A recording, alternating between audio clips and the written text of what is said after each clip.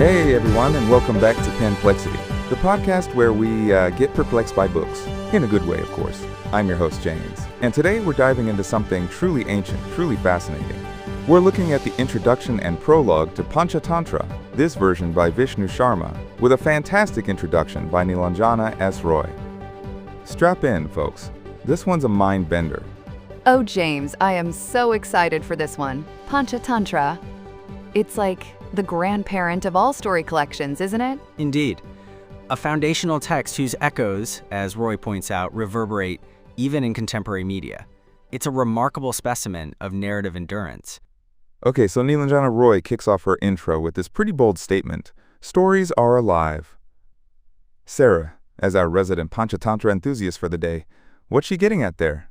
Sounds a bit out there? It does, but she makes such a compelling case.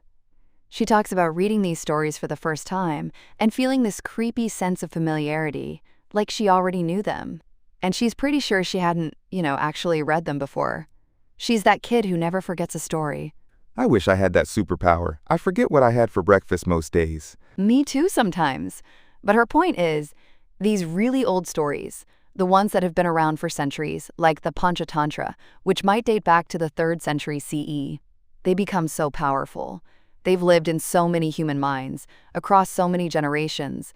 It's like they carry this potent magic. Maybe, just maybe, they're already inside us. It's an intriguing concept. From a, let's say, mimetic perspective, stories are essentially complex ideas or memes that replicate from mind to mind. The ones that are particularly resonant, adaptable, or useful, like those in the Panchatantra, would naturally have a higher survival and transmission rate. So in a way, they live through us, shaping our cultural DNA. So, not actual little story ghosts floating around then, Ethan? Disappointing. Metaphorical ghosts, perhaps, James. The sheer persistence is astounding. Roy mentions it could be from the 3rd century CE. If you calculate roughly 4 generations per century, that's an immense lineage of minds these narratives have passed through. Exactly! And they travel. She talks about Kalila wa Dimna, this beautifully illustrated manuscript in the Arab world. Those main characters, the 2 jackals, Kalila and Dimna, straight out of the Panchatantra. Apparently, King Anushirwan the Just, from Persia, heard about these Indian tales that could teach rulers wisdom and cunning. So he sent his physician vizier, Barzoi, to India to bring back medicines and these stories. Wow. So these stories were considered as valuable as medicine? That's a statement. It speaks to the perceived utility of narrative in governance and personal development. Books are fragile, manuscripts get lost, Roy reminds us, but the stories themselves, they have this uncanny ability to survive, almost as if they possess an inherent drive to propagate.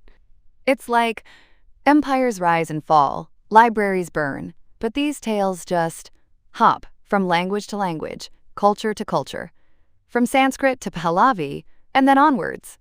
It's pretty amazing. Okay, so let's talk about the characters. They're animals, right? Lions, jackals, monkeys. But Nilana says she's never been very comfortable with them because they speak and think like humans, make evil plans, get revenge. Why not just use humans then? That's the beauty of Fable. She explains they aren't meant to be just animals or just humans. They're creatures from Fable, living in this in-between space, the Fable Forest. It's a place that's part wilderness, part kingdom, kind of like our cities today. Beautiful, but full of hidden dangers. Using animal protagonists in fables serves several functions. It allows for a certain allegorical distance. We can observe behaviors that mirror human vices and virtues, greed, cunning, generosity, but with their wild side exaggerated. This makes the moral or lesson perhaps more palatable or universally applicable, without pointing fingers directly at specific human groups or individuals. So it's like, look at that silly fox being tricked, instead of look at Uncle Bob being tricked, which might be a bit awkward at family dinners.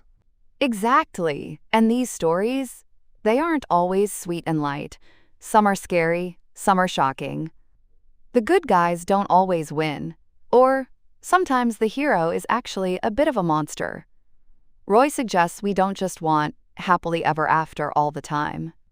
We want stories that teach us how the weak might win, or that remind us forests have dark places. There's a psychological realism to that. Pure saccharine narratives often lack depth and fail to resonate with the complexities of human experience. The Panchatantra's endurance could be attributed to its reflection of a more nuanced reality, where wit and strategy are crucial for survival, and where ethical lines can be blurry. And she mentions the nested stories technique, like those Russian dolls, but with narratives. Is that part of the magic, keeping you hooked? Oh, definitely. Just when you think one story is winding down, another one pops up from within it. It's super engaging. And she feels it appeals to something deep inside us, that wild part of ourselves that remembers caves and jungles. Cognitively, this story within a story structure or frame narrative can enhance engagement by creating multiple layers of expectation and curiosity. It's a sophisticated storytelling device. It's fascinating stuff. And speaking of ancient wisdom inspiring creative expression, this feels like a perfect moment to talk about our sponsor. Today's episode of Penplexity is brought to you by Mages Institute in Singapore. Oh, mages! That's cool. Yeah, Mages Institute is a leading institution for creative media education. They offer industry-focused diploma and professional certificate programs in really exciting areas like game design, game art, concept art, and more. You know, just like the Panchatantra uses stories to teach wisdom, Mages equips students with skills for modern storytelling and creative fields. That makes so much sense. If you think about it, game designers and concept artists today are basically the Vishnu Sharmas of the digital age, crafting worlds and narratives. Mages sounds like a fantastic place if you're passionate about those industries and want practical, career-oriented education. Definitely check them out at mages.edu.sg. Indeed. The principles of engaging narrative and compelling world building are timeless. Whether it's an ancient fable or a cutting-edge video game, the core elements of capturing an audience's imagination remain. Mages Institute, by focusing on hands-on training and industry connections, seems well-positioned to cultivate the next generation of storytellers in these new mediums. So yes, listeners, do visit mages.edu.sg to learn more. Couldn't have said it better myself. That's mages.edu.sg. Right, let's jump into the prologue itself. King Amarashakti and his, let's say, educationally challenged sons. Yes, Bahushakti, Ugrashakti, and Anantashakti. The king calls them ignorant blockheads and useless lumps of clay. He's at his wit's end because they refuse to learn anything. Been there with my Wi-Fi router, but okay. So he calls his ministers, and they're like, "Oh, king, learning grammar alone takes 12 years. Basically, good luck with that, your majesty." It's a classic depiction of bureaucratic inertia, or perhaps a realistic appraisal of conventional pedagogy failing in specific cases. The ministers highlight the time-consuming nature of traditional education: grammar, law, philosophy, sciences. But then Sumati, the sensible minister, steps up. He says true knowledge isn't just about mastering subjects. It's, quote, distilled and extracted from life itself. He suggests the princes need a new method and a teacher for worldly wisdom. And he knows just the guy, Vishnu Sharma. Enter Vishnu Sharma. The king offers him 100 villages as a reward if he can educate these moron sons. And Vishnu Sharma's response is epic. He's like, "Oh, king, I will not sell learning, not even for 100 villages." He's 80 years old, says he doesn't need wealth. But he makes this incredible promise. "Within 6 months from now, I will make your sons learned beyond all. And if I fail to do so, you may sentence me to death and bar my way to heaven." A rather high-stakes pedagogical contract. It underscores Vishnu Sharma's profound confidence in his method, which, as we learn, is storytelling, specifically the tales that would become the Panchatantra. It's a powerful endorsement of narrative as a tool for imparting practical wisdom swiftly and effectively. 6 months or death? That's some serious motivation for a teacher. I wonder if my old maths teacher ever considered that approach. So he tells them these stories, and boom, 6 months later, wise princes. Pretty much. The 3 princes were captivated by his tales of wit and practical wisdom, and within 6 months had become knowledgeable and wise young men, just as Vishnu Sharma had promised. And that's how the Panchatantra came to be known, for teaching practical wisdom and awakening curiosity. Amazing. All right, we've got some time for a few questions from our listeners. First one up. Do you think stories today, like movies or video games, carry the same magic as these ancient tales? Ethan, what are your thoughts? An excellent question. I believe they can and do. The medium changes, the technology evolves, but the fundamental human need for narrative, for meaning-making through stories, remains constant.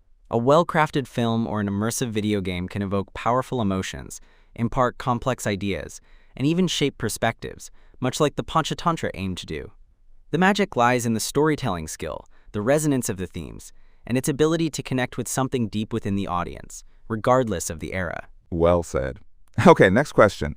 Vishnu Sharma refused payment. Is there a message there about the commercialization of knowledge, Sarah? Ooh, that's a tough one. I think in the context of the story, it definitely elevates Vishnu Sharma. It shows his purity of purpose, that he's driven by the act of teaching and sharing wisdom itself, not by material gain. It makes his commitment even more profound. In today's world, it's complicated, right? People need to make a living. But it does make you think about the intrinsic value of knowledge and education, beyond just a transaction. It does. It really does. Last question. The intro mentions the author's creepy sense of familiarity with the stories. Has that ever happened to you with a story, where you feel like you know it even if you haven't encountered it before? For either of you, or both. I think it has, especially with certain fairy tales or myths. You hear a version from a different culture, and it just clicks. Like, oh, this feels like that other story I know, but different. It's like these core story structures are just out there, in the ether, and they resurface in different forms. Carl Jung might have called it an encounter with an archetype from the collective unconscious. These recurring motifs and narrative patterns tap into universal human experiences and psychic structures. So that sense of familiarity could be an intuitive recognition of these deeply embedded story forms. It's less creepy and more a testament to our shared human psyche, perhaps. Fascinating stuff. Okay, before we wrap up, let's get some key takeaways. Sarah, what's the main thing listeners should take from this dive into the Panchatantra's beginnings? I think for me, it's that stories are incredibly powerful and, in a way, alive.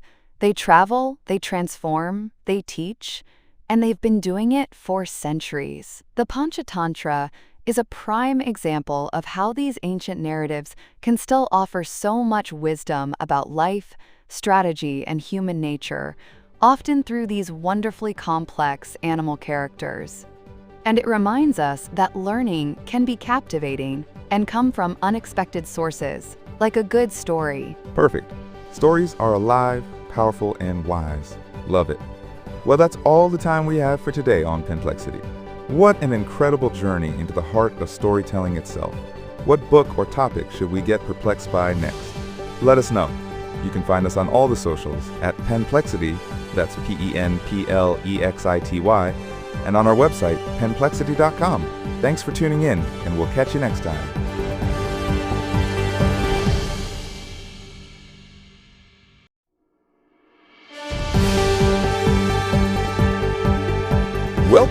Welcome back to Penplexity, folks, the podcast, where we unravel the tangled threads of literature, one chapter at a time.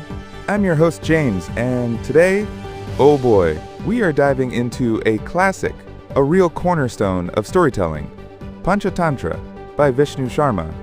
Specifically, Part 1, The Falling Out of Friends. Get ready for some serious friendship drama, ancient Indian style. Hey James, hi everyone. So excited for this one. The Falling Out of Friends is just, it's packed. It really sets the stage for how these fables teach, through these incredible layered stories.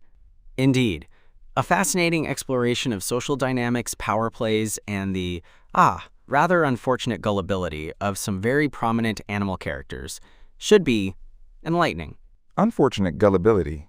Ethan, you never disappoint. So Sarah, kick us off. How does this whole epic begin?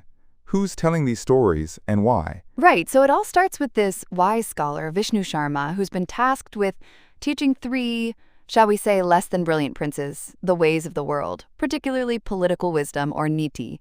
And this first part, he tells them, is all about how friends may be lost and friendships broken. Ominous, right?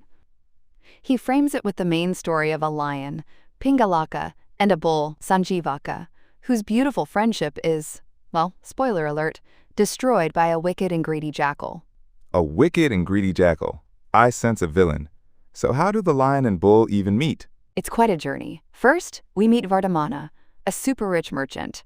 He's got tons of money, jewels, gold, silver, but he's like, I must try to earn some more. He believes if you're rich, everyone loves you. You can buy anything. If you're poor, even your family ghosts you. An interesting, if somewhat bleak, assessment of human nature. A rich man can buy learning and health and even youth. It's a provocative statement. Does wealth truly equate to such universal power, or is it a perception that becomes a self-fulfilling prophecy in certain societal structures? Deep thoughts, Ethan. So Vardhamana decides to take his goods from Mahalarapya to Mathura for a big profit. He owns these two gorgeous bulls, Sanjivaka and Nandaka, whom he adores like family. So he yokes them to his cart and off he goes. Ah, he loves his bulls. That's sweet. But I'm guessing things don't stay sweet for long, given the chapter title. You guessed it. While passing through a forest near the river Yamuna, poor Sanjivaka, one of the bulls, gets stuck in soft mud and breaks the yoke. Vardhamana is devastated. He camps there for 3 days, hoping Sanjivaka will recover. A conflict of compassion versus pragmatism. The other merchants, understandably, grow restless. You cannot risk your life for the sake of one injured animal. A stark utilitarian argument, often seen when collective safety clashes with individual sentiment. Yeah, tough spot. So, what does Vardhamana do? He can't just leave his beloved bull. He realizes they're right, sadly. He has to continue but leaves some men to look after Sanjivaka. But these men? Oh, they get scared of the forest, think, why should we risk our lives? Abandon Sanjivaka, and then lie to Vardhamana, telling him Sanjivaka died, and they even cremated him. No, those scoundrels. Poor Vardhamana, heartbroken and deceived. A classic example of self-preservation leading to deceit. The cost-benefit analysis for the servants was clear. Their lives versus the bulls, compounded by the fear of their master's wrath. Lying seemed the optimal, albeit morally bankrupt, path. But Sanjivaka is far from dead. He recovers, finds the juicy grass by the river Yamuna, and becomes this magnificent, strong bull. The story even has a little verse. One protected by destiny will live even if left to die. One abandoned by his fate will die even in safety great. Destiny, huh? So Sanjivaka is just chilling, bellowing in anthills for fun, which naturally leads to trouble. Exactly! One day, Pingalaka, the lion king of the forest, comes to the river for a drink and hears this terrifying bellowing. He's never heard anything like it. He's actually super scared, but, king of the forest can't show it. So he retreats to a banyan tree, pretending to be deep in thought. The burden of leadership. Pingalaka's fear is entirely rational given an unknown, powerful sound. Yet, the performative aspect of his kingship demands he project an image of stoic contemplation, rather than, abject terror. Fascinating. Enter the jackals. Karataka and Damanaka. What's their deal? Their fathers were ministers, but they aren't. Damanaka is the ambitious one. He sees Pingalaka looking scared and is like, why is the king not going to the water? Karataka is more cautious, like, dude, it's not our business, don't meddle. And he tells Damanaka the story of the meddlesome monkey. Oh, the meddlesome monkey, the one who pulls out the wedge from the half-split log and, well, it doesn't end well for him. Classic, don't poke your nose where it doesn't belong tale. A didactic tale, reinforcing social boundaries and discouraging unsolicited interference. Karataka advocates for maintaining the status quo, perhaps a reflection of his own contentment with, quote, leftovers, or a genuine aversion to risk. But Damanaka is not having it. He's like, you live only to eat, Karataka. We need power, status, royal favor. He's convinced he can figure out what's scaring Pingalaka and use it to gain trust and become a minister. Karataka's skeptical, like, you're just a jackal, he's a lion king. But Damanaka is confident in his, quote, brains and quick thinking. I like Damanaka's moxie, even if he sounds a bit dodgy.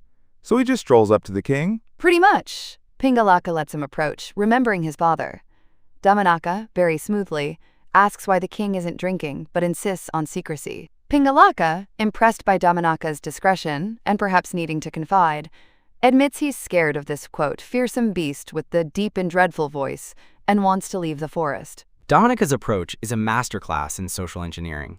He creates an aura of trustworthiness and exclusivity, making Pingalaka more inclined to share his vulnerability.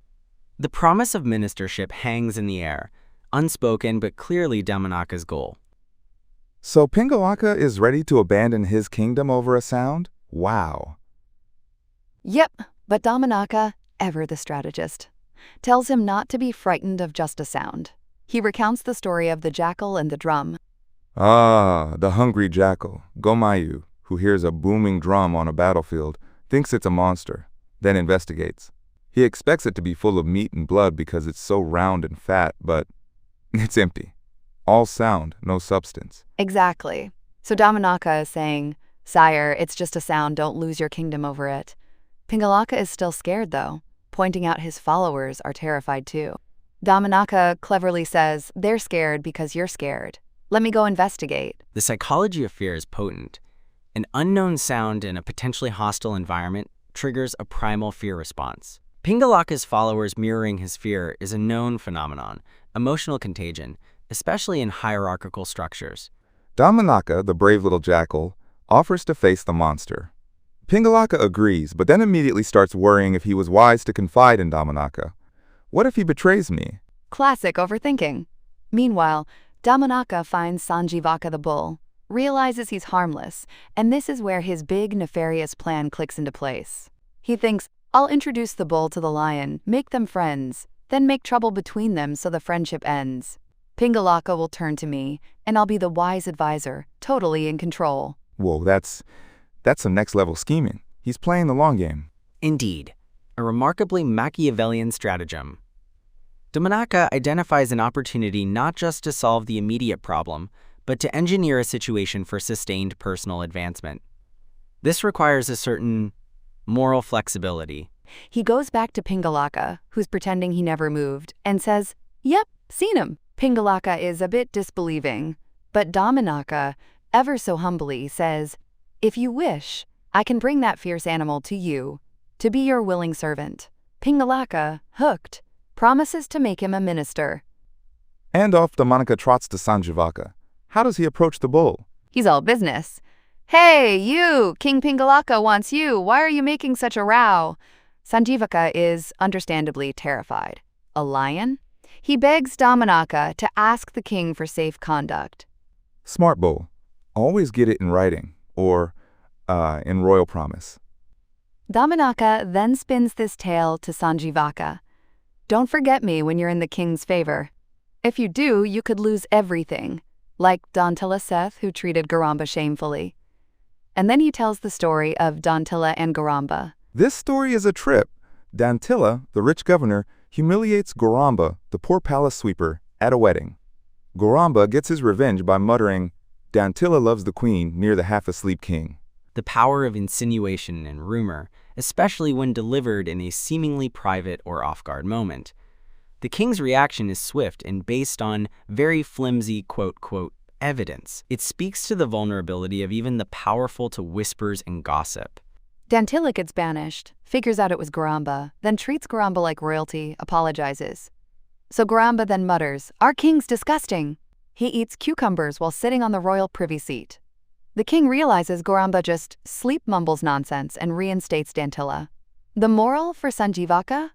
Don't mess with the little guy who has the king's ear. Garamba is the master of passive-aggressive revenge. Wow. So Sanjivaka is suitably warned. Then Dominaka runs back to Pingalaka and says, "Oh king, that creature is Lord Shiva's bull, Nandi. Shiva gave him the forest." Pingalaka is even more scared now. Dominaka says he told Nandi that Pingalaka is the steed of the goddess Chandika and invited him for a friendly meal, and Nandi agreed but wants safe conduct. Dominaka is playing both sides with consummate skill, elevating the status of each to the other to manage their fears and expectations. He's essentially brokering a peace, or rather a meeting, built entirely on a foundation of carefully constructed lies. Pingalaka is relieved, grants safe conduct, and even asks Dominaka to get a guarantee of safety from the bull for him. This is wild. It is. Dominaka is thrilled his plan is working. He tells Sanjivaka he's got safe conduct, and then they go to meet Pingalaka. And do they hit it off? Or is it immediately awkward given all the misinformation? They actually become the best of friends. Sanjivaka tells Pingalaka his whole sad story. Pingalaka is moved, offers him protection, and they become inseparable. Pingalaka even stops hunting, influenced by the learned Sanjivaka, and prefers just chilling and listening to his wise words. An interesting turn. The power of genuine connection overcoming manipulated introductions. However, this newfound peace has unintended consequences. A leader neglecting his kingly cares and the primary function, in this case, providing food via kills, can destabilize the entire ecosystem of his followers. Yeah, the other animals, including Damanaka and Karataka, start starving because Pingalaka isn't hunting, his followers drift away. A tree may be tall and mighty, yet if its fruit falls and its leaves wither, birds leave it and fly away. Poetic and true. All right, folks. This intricate web of animal politics and plotting is fascinating, isn't it? It reminds me, in a way, of the clever design and narrative building you find in great games or concept art. And speaking of which, Penplexity is thrilled to be sponsored by Mages Institute in Singapore. Oh, that's a perfect fit, James. Mages Institute is a leading institution for creative media education. They offer industry-focused diploma and professional certificate programs in things like game design, game art, concept art, and more. If you're inspired by the kind of storytelling and world-building we see in Panchatantra, even in these ancient tales, and want to create your own, Mages is the place. Indeed, they're all about hands-on training, expert instructors, and strong industry connections. It's about preparing students for real careers in these exciting fields. The narrative complexity in this chapter alone, the nested stories, the character motivations, the psychological manipulation, understanding these elements is crucial for anyone in creative media. Damanaka could have designed a pretty complex game, I reckon. A game by Damanaka would be intense. So, if you're passionate about these industries and looking for practical, career-oriented education to break in or advance your skills, you should definitely check them out. Their website is mages.edu.sg. That's mages.edu.s-g.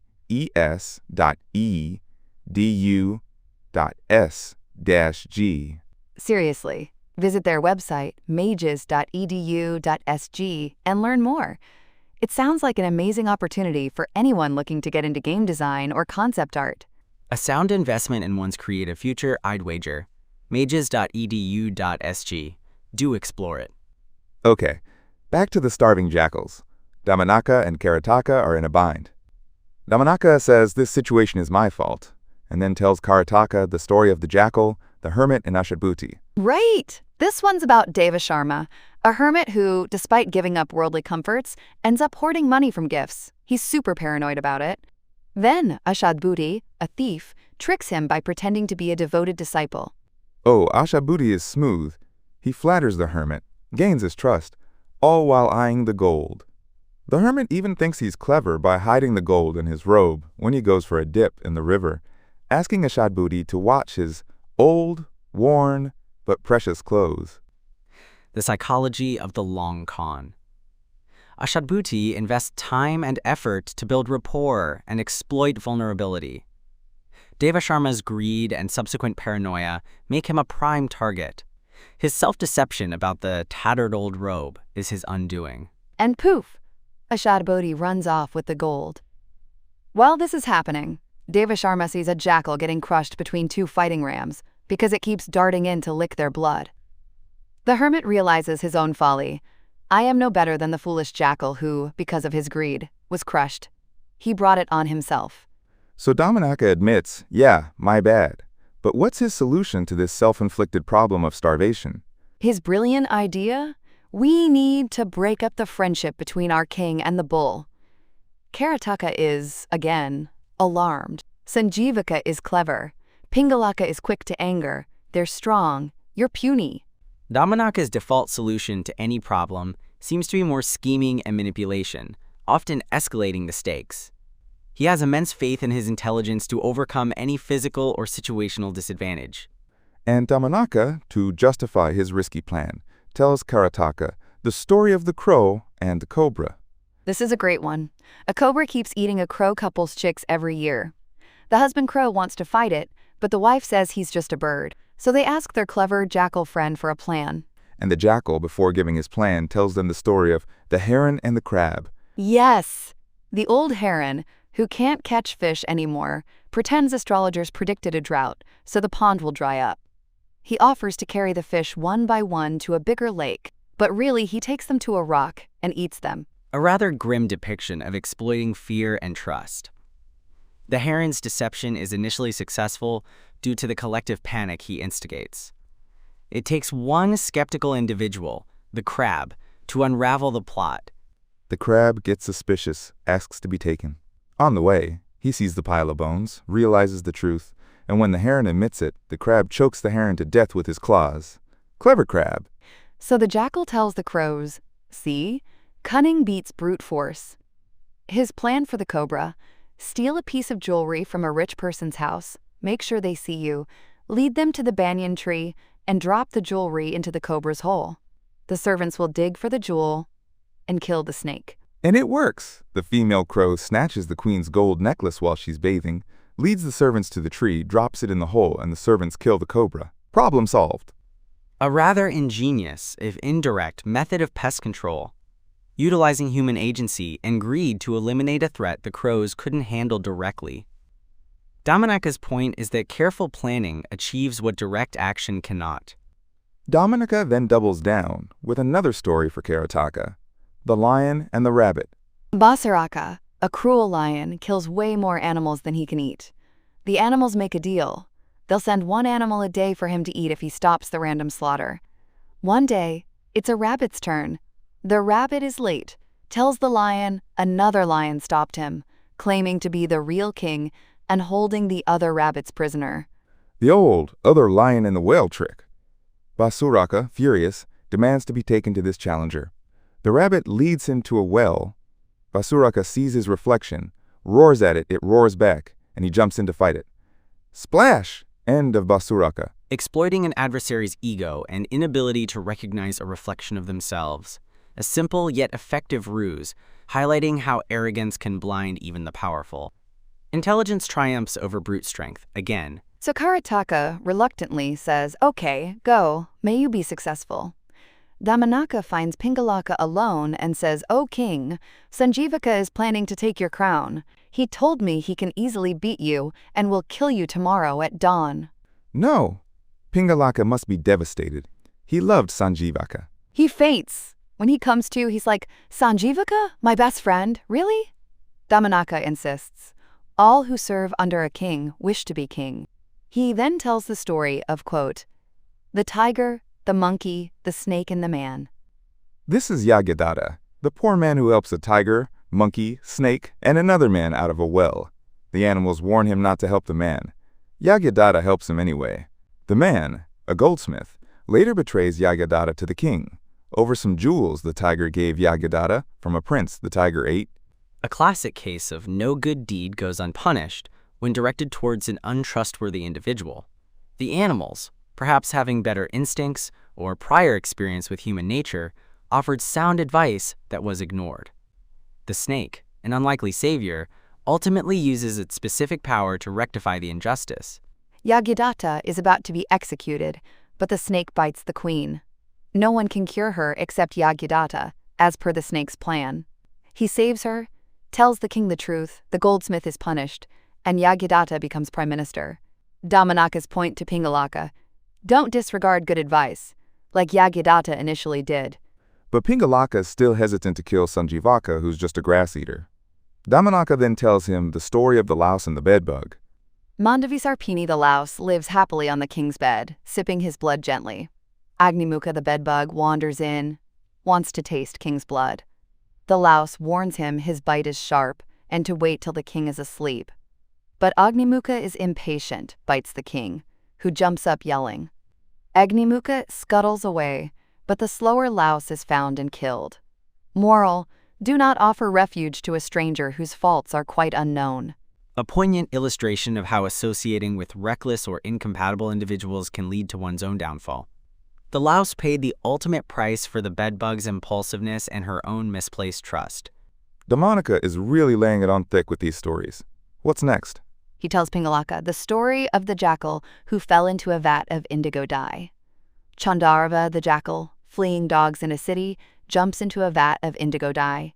He comes out blue. Other animals in the forest are terrified of this strange creature. And he totally milks it. Calls himself Kakudruma, says the gods sent him to be their king. He even banishes all other jackals so they don't recognize him. A commentary on the power of appearance and the creation of authority through mystique and deception. However, such an identity built on falsehood is inherently fragile. One night, he hears a jackal pack howling, forgets he's King Kakudruma, and howls back in joy. The other animals realize he's just a dyed jackal, a liar, and the lion and tiger tear him to shreds. Damanaka's point: do not forsake your old friends, or you will meet a sad and painful death. Though he's kind of twisting it to mean Sanjivaka is the stranger Pingalaka shouldn't trust over his old friends like, well, Damanaka. Sneaky. Pingalaka still wants proof. Damanaka tells him what to look for. Tomorrow at dawn he will meet you, his eyes red with anger and his lips quivering. Then Damanaka rushes off to Sanjivaka. He tells Sanjivaka, the king plans to kill you. He told me this morning, tomorrow at dawn I will kill Sanjivaka to provide meat for my followers. Sanjivaka is thunderstruck, faints. When he recovers, he laments that friendship is only possible between equals. He tells Damanaka the story of the wild goose and the owl. Madarakta, the goose, becomes friends with an owl. The owl invites him to visit. When the goose does, the owl is rude, makes him wait all day. The goose falls asleep outside the owl's hole. At dawn, a caravan leader blows a conch, startling the owl who screeches and flies into his hole, not waking the goose. An archer in the caravan, disturbed by the screech, shoots an arrow in that direction and kills the sleeping goose. A tragic tale of an unequal or insincere friendship. The owl's self-preservation and lack of consideration directly lead to the goose's demise. It underscores Sanjivaka's dawning realization about the perils of his own friendship with the powerful Pingalaka. Sanjivaka then says mean people can always find a way to do away with a good person, just as the jackal and the crow murdered the unsuspecting camel. He tells the story of the camel, the jackal, and the crow. Marutkata the lion finds Kathanaka the camel, who got lost from his caravan, and offers him protection. They become friends. One day, Marutkata is wounded fighting an elephant and can't hunt. The jackal and his retinue suggests killing Kathanaka. The jackal's persuasive argument is key here. He frames the camel's death not as a betrayal by the lion, but as a, quote, sacrifice the camel offers, which the lion would be honored to accept. A manipulation of noble sentiments for a base purpose. Marutkata is furious at first, but is swayed when the jackal says if the camel offers his life, it's okay. So the crow offers himself, too small. Then the jackal offers himself, also too small. The camel, impressed by their nobility and thinking the king won't actually kill him since he hasn't killed the others, offers himself. Bam! The lion kills him. Sanjivaka's point: the king's advisors, like Damanaka, are mean and petty and will drag the king down. This is brutal. So Sanjivaka decides he has to fight Pingalaka. Damanaka pretends to be concerned. No, that's not a good idea. Challenging someone whose strength you don't know will lead to humiliation. And he tells the story of the Titi bird and the sea. This one is an epic within an epic. The male Titi bird insists on laying eggs by the seashore against his wife's warnings. The sea, annoyed by the bird's arrogance, steals the eggs. The wife is devastated. And she tells him a story, the foolish turtle and the swans. The turtle, Kambugriva, whose pond is drying up, gets her swan friends to carry her to another lake by holding onto a stick they carry in their beaks. She's warned not to talk. But when townsfolk below make a noise, she asks, "What's that?" opens her mouth, falls, and dies. A straightforward lesson on the consequences of ignoring explicit, vital instructions, especially when relying on others for safety. The turtle's curiosity or inability to remain silent proves fatal. The female Titiv then tells her husband the story of the three fishes. Anagatvidata, far-sighted, Pratyutpanmati, quick thinking, and Yadbhavisha relies on luck. Fishermen plan to net their pond. Anagatvidata leaves immediately. Pratyutpanmati also leaves. Yadbhavisha laughs, stays, and gets caught. Plan ahead. Don't rely on luck. The male Tittiv is still determined to get the eggs back, says he'll drink up the sea. His wife says, at least get help, and tells him the story of the sparrow and the elephant. An elephant accidentally destroys a sparrow's nest and eggs. The sparrow wants revenge. Her woodpecker friend gets Vinarava the fly, who gets Meghanada the frog. The frog devises a plan. Fly buzzes in elephant's ear till he closes his eyes. Woodpecker pecks out his eyes. Frog croaks by a deep pit, leading the blinded, thirsty elephant to fall in and die. Teamwork. A remarkable instance of asymmetrical warfare, a coalition of seemingly insignificant creatures defeating a colossal adversary through coordinated, strategic action. Each member plays a specialized role. So the male Titib calls all the birds. They decide to consult an old goose, who tells them the story of the wild geese and the birdcatcher. The old goose warns the flock to destroy a small creeper growing on their tree, or a birdcatcher will use it to climb up. They ignore him. The creeper grows, birdcatcher sets snares, all geese are caught. The old goose advises them to play dead. The birdcatcher throws them down one by one. When he climbs down, they all fly away together. Wisdom of the old and unified action. The old goose then advises the Titib to go to Garuda, king of birds. Garuda is angry at the sea, Lord Vishnu's abode, for stealing the eggs. Vishnu, to keep Garuda's friendship, goes with him to the sea and orders it to return the eggs, which it does, trembling. The sea is humbled. This layered narrative illustrates multiple paths to problem solving: individual persistence, seeking wise counsel, collective action, and appealing to higher, more powerful authorities. The sea's initial arrogance is met with an escalating response. Sanjivaka is still unconvinced Pingalaka wants to kill him, asks Damanaka for clear proof. Damanaka says if he frowns and licks his lips, he plans to kill you. He advises Sanjivaka to leave the forest by sunset.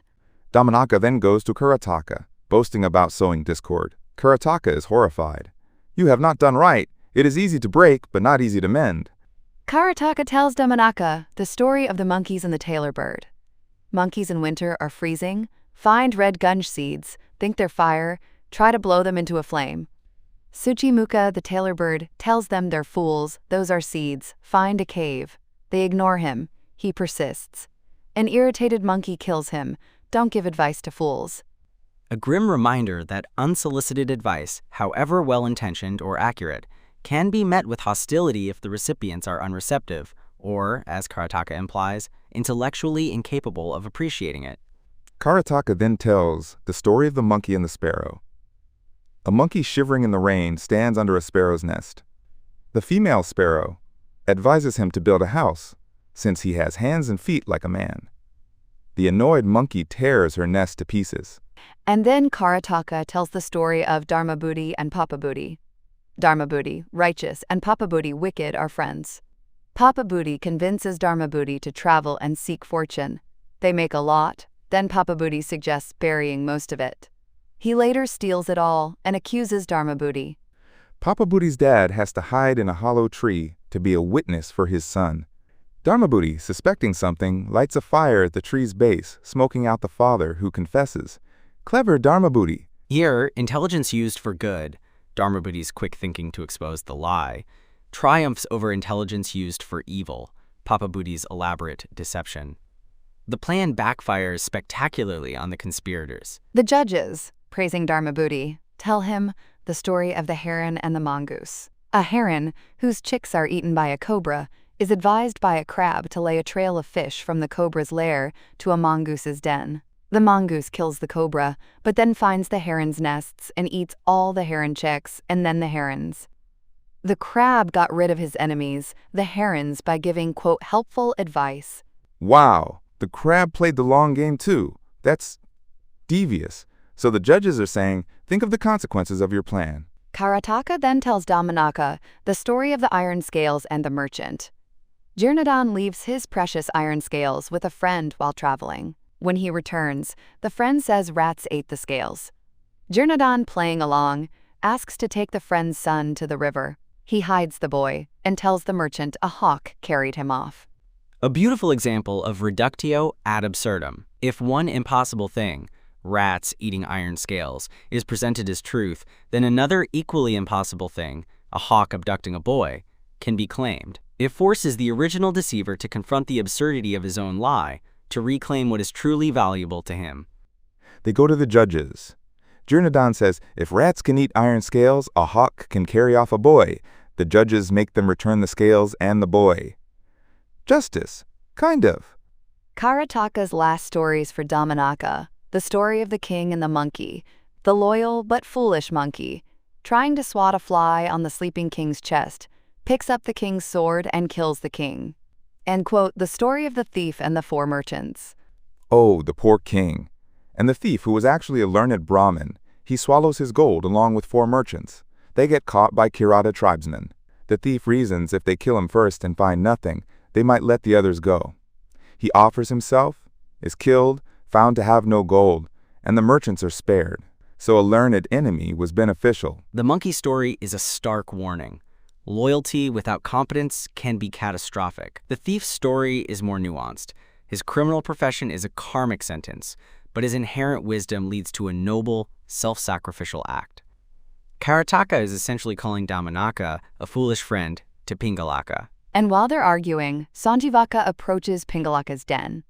He sees Pingalaka in the exact angry posture Damanaka described. Sanjivaka backs away. Pingalaka, seeing Sanjivaka not greet him as usual, is convinced Damanaka was right. He pounces on the bull. They fight fiercely. Oh no, it's actually happening. Finally, Pingalaka, with his claws and teeth, kills Sanjivaka. And then Pingalaka is overcome with grief. How could I have done this? I killed my dearest friend. The tragic culmination of Damanaka's manipulations. Both Pingalaka and Sanjivaka acted on false information, their perceptions carefully shaped by the jackal. Pingalaka's remorse is genuine but too late. And Damanaka, what does he do? He runs up to Pingalaka and basically says, "Stop grieving. Such grief doesn't become a king. He was a traitor. A king must be ruthless when needed, lie if required, be cruel, be dominant. Don't show remorse." And Pingalaka, accepting Damanaka's comfort, stops grieving and resumes his duties as king with Damanaka as his minister. Wow, so Damanaka wins. He got what he wanted. That's quite a chapter. It certainly lives up to its name, The Falling Out of Friends. What a ride! Okay, that was intense. We've got a few questions from our listeners. First one, what's the main overarching moral from all these interconnected stories in this chapter? Sarah, you want to take that? Oh, that's a big one. I think, if I had to pick one, it's about the power of words and perception. How easily friendships, trust, and even reality can be manipulated by clever, often malicious speech. Damanaka is the embodiment of this. So many lives ruined, friendships shattered, all because of calculated words and the willingness of others to believe them without critical thought. Good point. Next question. Damanaka seems to use stories to manipulate, while Karataka uses them to warn. Does the Panchatantra itself suggest how stories should be used? Ethan, what's your take? An astute observation. The Panchatantra, through Vishnu Sharma, is explicitly using stories for instruction, for teaching wisdom, particularly niti, or statecraft. So in its framing, storytelling is a tool for enlightenment and prudent conduct. Damanaka perverts this by using narrative as a tool for deception and self-aggrandizement, while Karataka employs it more in line with the Panchatantra's overt purpose, as cautionary tales. The text itself, by showcasing both, implicitly champions the ethical use of narrative for guidance rather than guile. Fascinating. Last question. Pingalaka seemed easily swayed by Damanaka, both in becoming friends with Sanjivaka and then in turning against him. What does this say about leadership? Sarah? It definitely shows how vulnerable leaders can be to their advisors, especially if the leader isn't super discerning or secure. Pingalaka's initial fear made him open to Damanaka's quote's help, and then his deep affection for Sanjivaka made Damanaka's betrayal narrative even more potent. It highlights that leaders need to be incredibly careful about who they trust, and to seek multiple perspectives, not just rely on one potentially manipulative voice. He wasn't great at critical thinking, was he? He really wasn't. Great answers. All right, Ethan. could you try to summarize the key takeaways from this incredibly dense and dramatic chapter? Certainly. I believe there are several. First, the destructive power of unchecked ambition and deceit as personified by Dhammanaka. Second, the vital importance of critical thinking and verifying information before acting, a lesson tragically unlearned by Pingalaka and Sanjivaka. Third, the text explores the complex nature of advice, its potential for good when wise and heeded, and its danger when foolish, unsolicited, or manipulative. Fourth, many sub-stories emphasize that intelligence and cunning can often overcome brute strength, for better or worse. And finally, perhaps the most poignant, is the fragility of trust and friendship in the face of calculated manipulation and the devastating consequences that follow. Brilliantly put, Ethan. Phew. That was the falling out of friends from the Panchatantra. So much to think about. What a start to the book. And that, my friends, is a wrap for this episode of Penplexity. What an absolute maze of stories. So what ancient text or mind-bending chapter should we dive into next? Let us know. You can find us on all the socials at Penplexity. That's Penplexity. And on our website, penplexity.com. Until next time, keep reading, keep questioning, and try not to be a Dhammanaka, or a Pingalaka for that matter. Bye for now.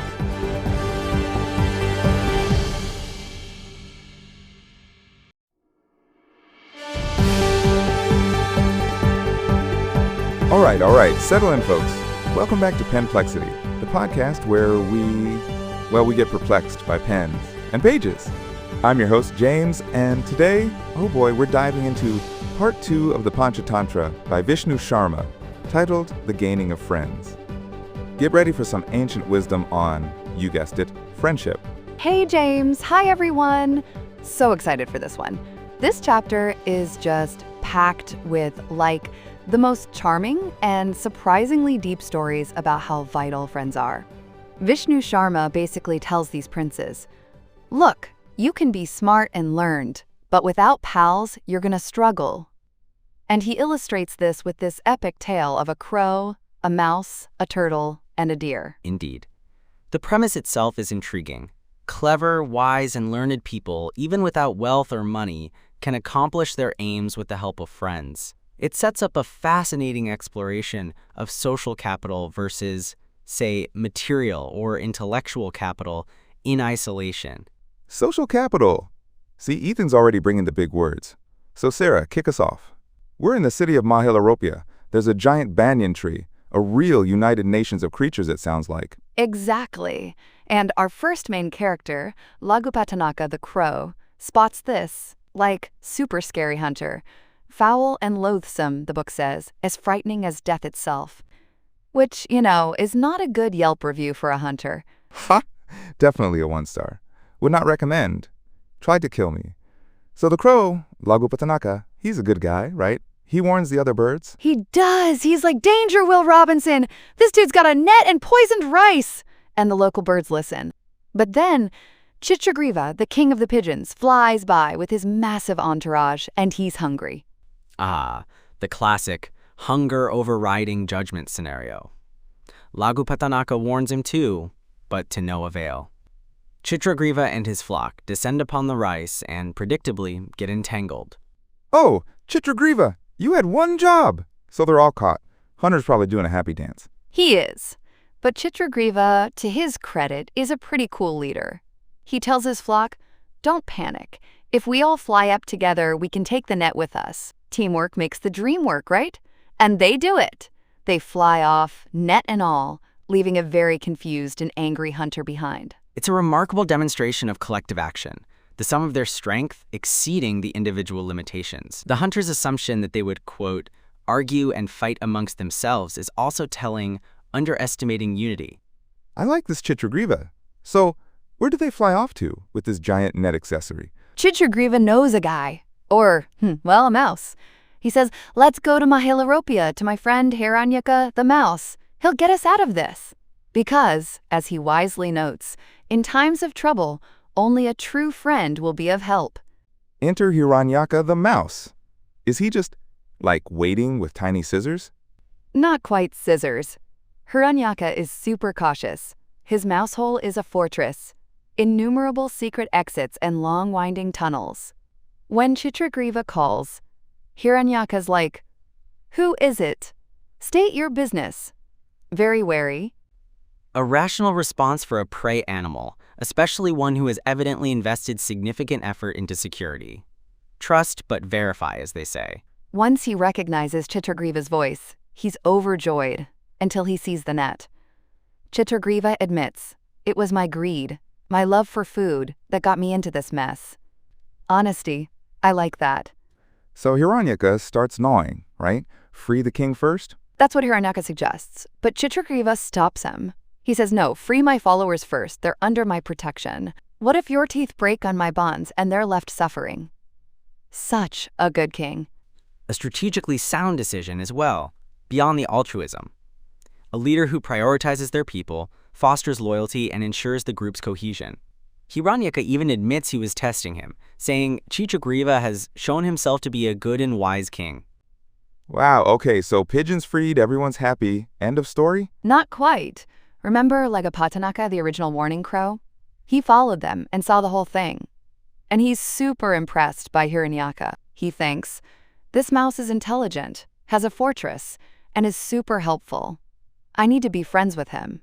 A crow wanting to befriend a mouse? Isn't that problematic, like a fox wanting to befriend a chicken for intellectual discussions? Precisely Hiranyaka's concern. When Lagapatanaka calls out, Hiranyaka is terrified.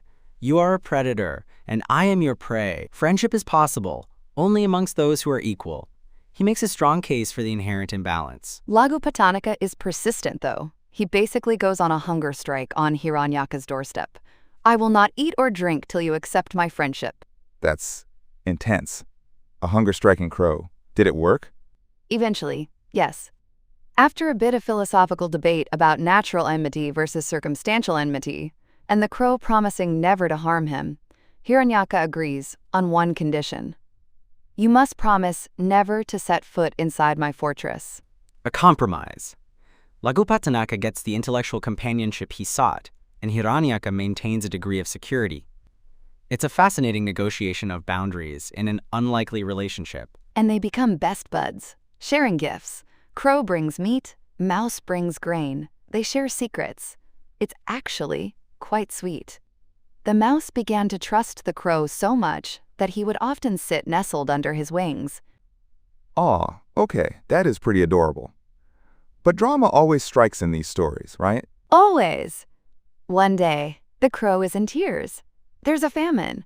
People are trapping and eating crows. He wants to leave and go to his other friend, Mantharaka the turtle, who lives by a lake. A classic push factor. Environmental hardship leading to migration. It's interesting how these ancient tales incorporate such timeless ecological and social pressures. And Hiranyaka? Is he staying put in his fortress? Nope. Hiranyaka says, "I'm unhappy here too. I'll go with you. But how does a mouse travel with a flying crow?" "You could carry me on your back," suggests the mouse. And the crow is delighted. A mouse riding a crow. This is like a Disney movie waiting to happen. So they get to the lake, and Mantharaka the turtle is there. Mantharaka sees them, freaks out a bit. That is a very odd kind of crow, and dives into the water. But Lagapatanaka calls him out, and they have a joyful reunion. Mantharaka is curious about the mouse, though. "You usually eat mice," he says. Another instance of questioning the unconventional friendship. It highlights how societal norms, or in this case, natural order, often dictate our expectations of relationships. Lagapatanaka explains, "Hiranyaka is, quote, dearer to me than my own life." Then, they ask Hiranyaka why he was sad enough to leave his home. And this leads to Hiranyaka's big story, The Mouse and the Mendicant. Ooh, a story within a story. I love these. So what's Hiranyaka's tragic backstory? Well, Hiranyaka and his mouse pals used to feast on food left in a begging bowl by a mendicant named Tamarchuda. Tamarchuda kept hanging it higher, but Hiranyaka, being an Olympic-level jumper, could always reach it. This highlights Hiranyaka's initial prowess, likely fueled by the very resources he was acquiring. A positive feedback loop of success. Then, Tamarchuda gets a bamboo stick and starts whacking the bowl. Things get tense. One night, Tamrachuta's friend, an ascetic named Brihatsvik, visits. Tamrachuta is distracted, constantly whacking the bowl, and Brihatsvik gets annoyed, feeling ignored.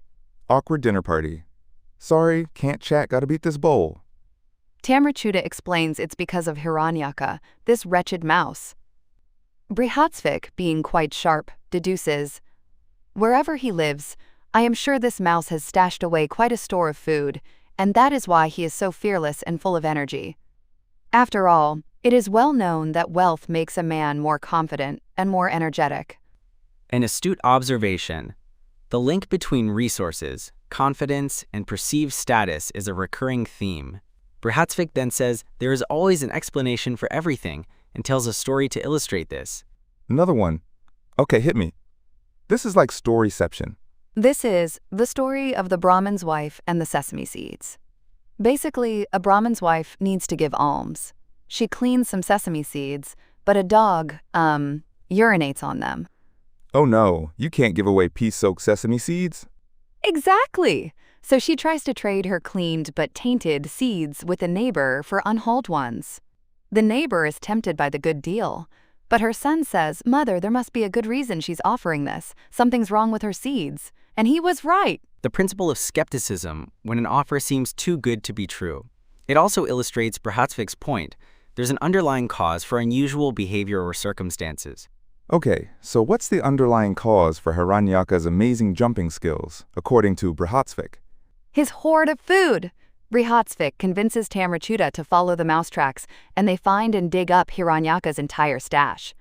Poor Hiranyaka is devastated. He loses his wealth, his energy, and even the respect of his fellow mice. They mock him, choose a new leader. He's an outcast. Man, that's rough.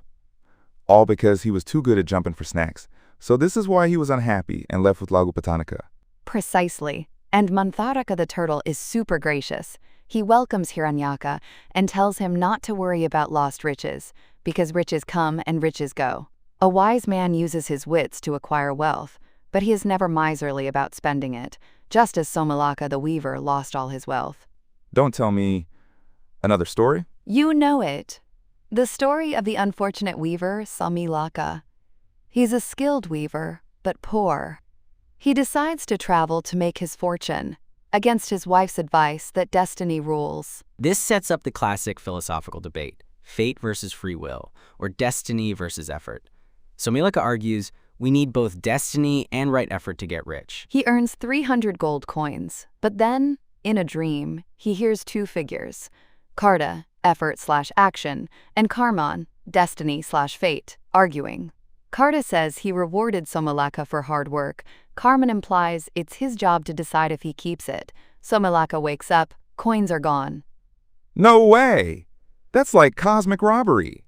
Did Karta and Carmen just, pickpocket him in his sleep? It's a personification of these abstract forces. The narrative suggests a complex interplay. He tries again, earns 500 coins, same thing happens. He's about to hang himself in despair. But a voice from the sky, destiny itself, stops him. Destiny says, it is not decreed that you should have more wealth than you need, but offers him a boon. Somilaka asks for, quote, uncountable riches. Go big or go home, Samilaka. I like his style. What does destiny say to that? Destiny's like, what will you do with it? Wealth that doesn't benefit others is pointless, but then tells him to go observe two merchants, Guptadana the miser and Upabhuktadana the profligate, spendthrift, and destiny will make him like the one he prefers. A fascinating experiential learning task. He observes Guptadana, who is rich but miserable, and makes everyone around him miserable. Then he visits Upabhuktadana, who isn't wealthy because he spends freely and enjoys life, making others happy too. Somilaka sees that even though Upabhuktata might go into debt to be hospitable, good fortune seems to find him, like a gift from the king. He chooses to be like Upabhuktadana, content with enjoying what he has, rather than hoarding. So the moral is, it's better to be happy and a bit broke than rich and miserable? I can get behind that.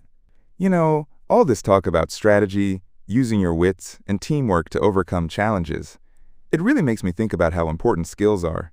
Whether you're mouse-gnawing ropes or a game designer building worlds. Which, speaking of building worlds, brings us to our fantastic sponsor for this episode. Oh, great transition, James. Thanks! We're thrilled to be sponsored by Mages Institute in Singapore.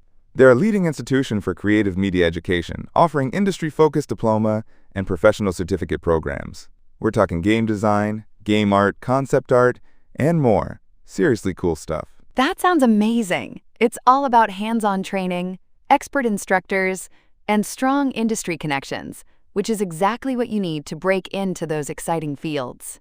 Just like Hiranyaka needed his gnawing skills, or Lagupattanaka his flying and planning skills. Indeed.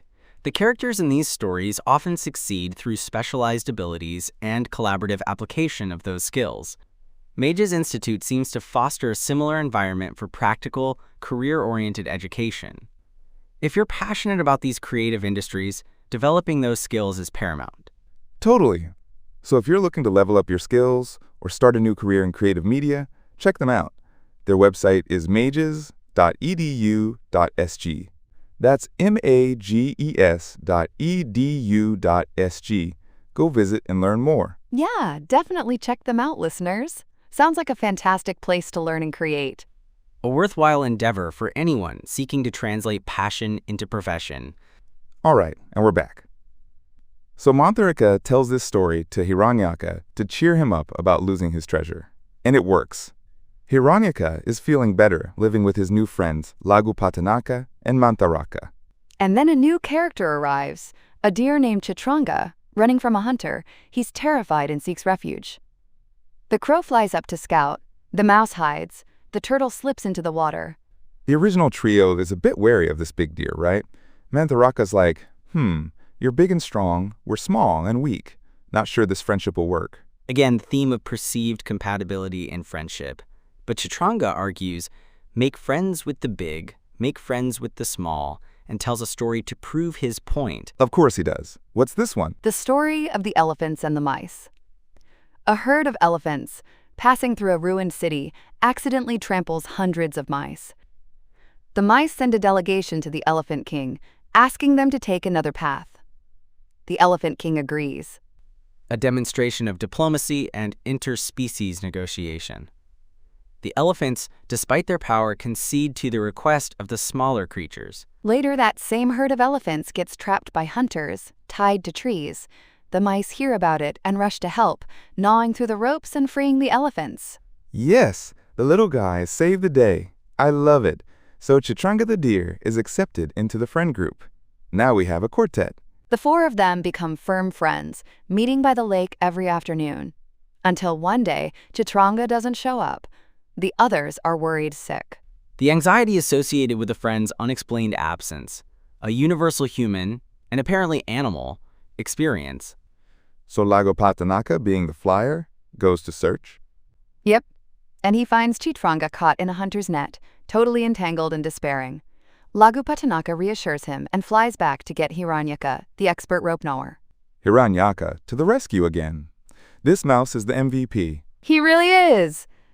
As Hiranyaka starts gnawing, Lagupattanaka spots Mantharaka the turtle slowly crawling towards them. He's like, "Oh no, bad idea, turtle. You're too slow on land. If the hunter comes..." Mantharaka's loyalty, while admirable, puts him at considerable risk. It's a conflict between the desire to support friends and self-preservation. Just as Hiranyaka frees the deer, they hear the twang of a bowstring. Deer runs, crow flies, mouse hides. The hunter arrives, sees the deer gone, but then spots Mantharaka. Oh man, not the turtle, he's so slow. The hunter grabs Mantharaka, ties him to his bow, and heads home, thinking, turtle soup tonight. The other three are devastated, especially Hiranyaka. The cascading effect of misfortune.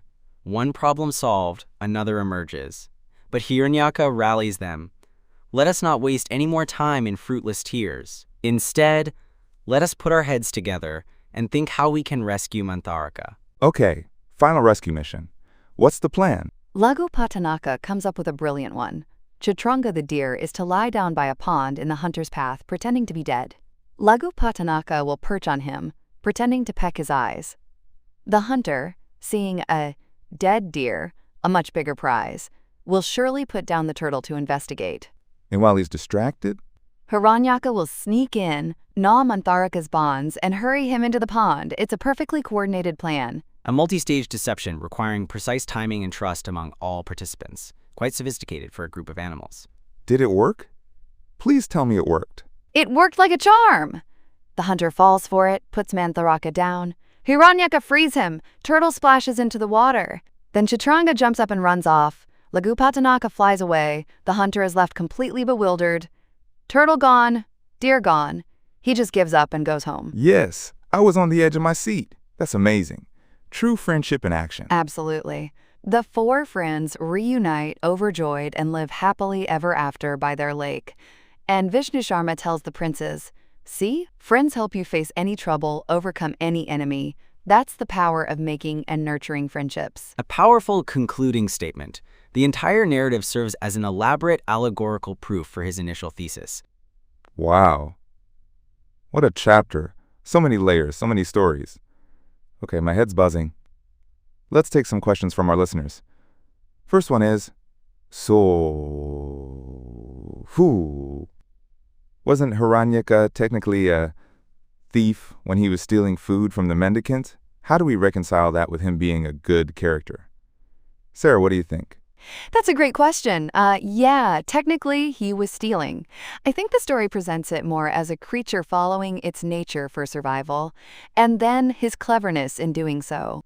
The focus shifts less on the morality of that act and more on his later loyalty, resourcefulness, and the value he brings as a friend. Maybe it's about growth, or that goodness in these tales is about contribution to the group, especially in times of need. It's a common trope in folklore, where survival instincts, especially for animals, are not judged by human moral codes in the same way. Hiranyaka's theft also sets up the entire plotline of him losing his, quote, wealth and learning about true value. His redemption, if you will, comes through his selfless acts of friendship, which become his defining characteristic, overshadowing his earlier survival tactics. Good points. Okay, next question.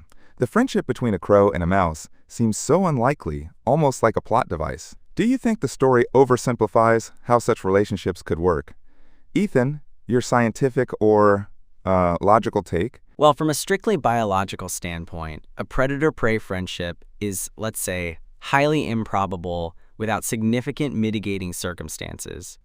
The story acknowledges this improbability through Hiranyaka's initial, very rational fear. However, the Panchatantra uses these animal characters allegorically. The unlikeliness serves to emphasize the power of friendship to transcend perceived barriers, be they natural enmity, social status, or physical differences. The story isn't a zoological treatise, it's a moral one. The crow needs the mouse's intellect and skills. The mouse benefits from the crow's protection and perspective. It's about complementary strengths more than literal plausibility. So it's more about the message than the biological accuracy. Got it. Last question. These stories are ancient. What's one lesson about friendship from this chapter that you think is super, super relevant for us today? Maybe, Sarah, you first? Oh, there are so many. But I think for me, it's the idea that true friendship is really tested and proven in times of trouble. You know, Chitragriva saying only a true friend will be of help. And we see it over and over. Hiranyaka for the pigeons, then for Chitranga, then the whole group for Mantharaka. It's easy to be friends when things are good, but it's those who stick by you, who actively help you when you're down, that are your real treasures. That's timeless. I would add the emphasis on mutual support and the leveraging of diverse skills. No single character possessed all the necessary attributes to overcome every challenge. Lagupatanaka had foresight and mobility, Hiranyaka had precision and problem-solving skills, Mantharaka offered wisdom and a safe haven, and Chitranga's plight ultimately unified them further. This highlights the importance of recognizing and valuing different strengths within a friendship or a team, and how collaboration amplifies individual capabilities. That's incredibly relevant in any complex modern endeavor, personal or professional. Absolutely. Fantastic insights, both of you. So, as we wrap up this incredible journey through the gaining of friends, Ethan, could you give us a quick summary of the key takeaways from this chapter? Certainly. I believe the core messages are, firstly, the profound strength and utility derived from genuine friendships, often superseding material wealth or solitary intellect. Secondly, the importance of collaboration and mutual support, where diverse skills and qualities combine to overcome seemingly insurmountable obstacles. Thirdly, the value of wisdom, courage, and maintaining composure during crises. And finally, a recurring motif, that true character and leadership are revealed in how one treats others, especially those reliant upon them, and that loyalty is a cornerstone of enduring bonds. Brilliantly put, Ethan. Thank you. And thank you, Sarah, for guiding us through those amazing tales. That was a lot of animals and a lot of wisdom. My pleasure. It's such a fun set of stories. It really is. Well, folks, that's all the perplexity we have time for today. What ancient text or mind-bending chapter should Penplexity tackle next? Let us know. You can find us on all the socials at Penplexity, that's Penplexity, and on our website, penplexity.com. Until next time, keep reading, keep thinking, and keep making good friends. Bye for now.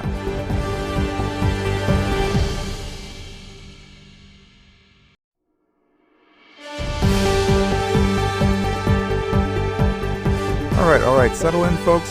Welcome back to Penplexity, the podcast where we get perplexed by prose and try to unperplex it. I'm your host, James, and today we are diving headfirst into part 3 of the Panchatantra by Vishnu Sharma, titled Of Crows and Owls.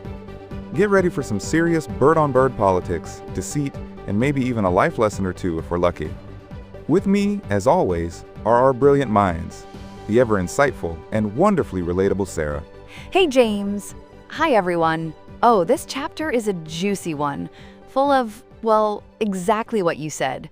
Crows, owls, and a whole lot of drama. And of course, the man who can find a scientific angle in a fable, the witty Ethan. Indeed, James. The avian Machiavellianism in this chapter is quite something. Looking forward to dissecting it. Avian Machiavellianism. See? This is why we have him. So Sarah, kick us off. What's the big picture Vishnu Sharma is painting for the princes in this third part? Okay, so Vishnu Sharma basically says, all right, princes, lesson 3, we're talking deceit, friendship, war, and peace. And his big, flashing warning sign is, never ever trust someone who used to be your enemy but suddenly wants to be your best bud.